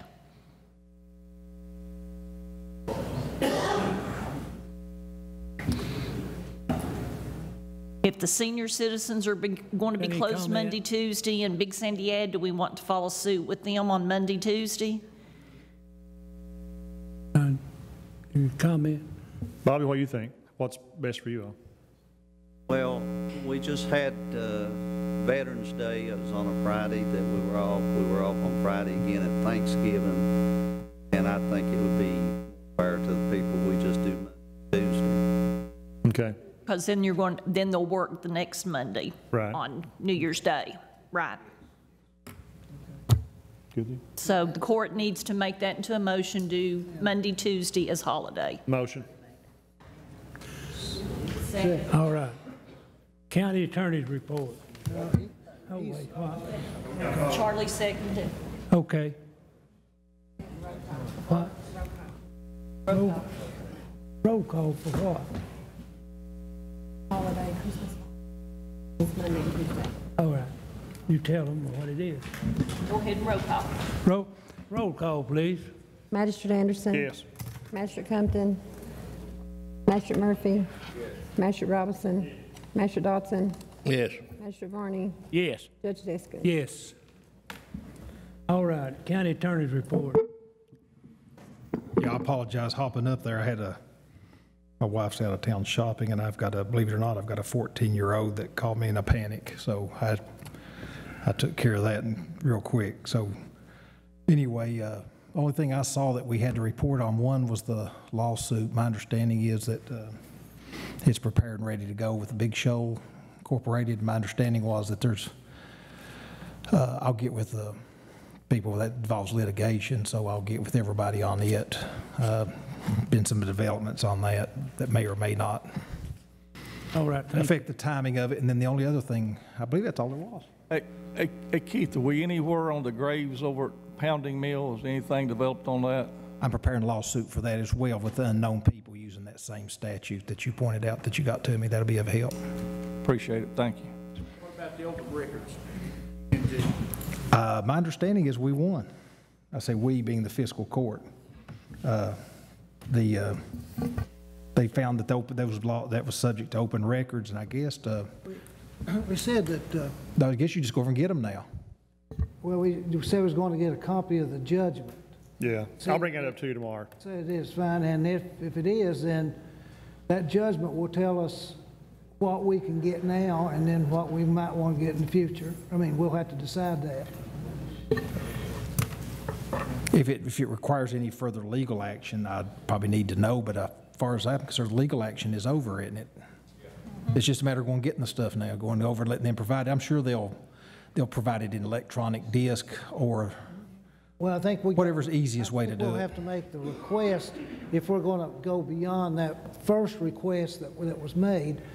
If we want request for further records, we'll have to identify the dates that we want. Yeah, my understanding, the Attorney General report recommendations on open records is totally different than it is on most Attorney General's reports. It actually has some legal effect. Oh, and somebody pointed out to me they need to find out about the $25 a day penalty for not providing. My understanding is that I need to find out if that was, I was asked at one meeting whether or not that's told during all that appeal process. I'll check on that. Okay. All right. What about the rock, Hillman? What about the rock in the court at Blackburn? Blackburn, don't want to get it? Jackie Durham. Let's go. All right. Pike County Judge Executive's comments. I think it's time to adjourn. Pardon? Make a motion. What? Make a motion. Motion. Take a vote. Motion. Magistrate Anderson. Magistrate Compton. Magistrate Murphy. Magistrate Robinson. Yes. Magistrate Dodson. Magistrate Varney. Yes. Judge Yep. Deskin.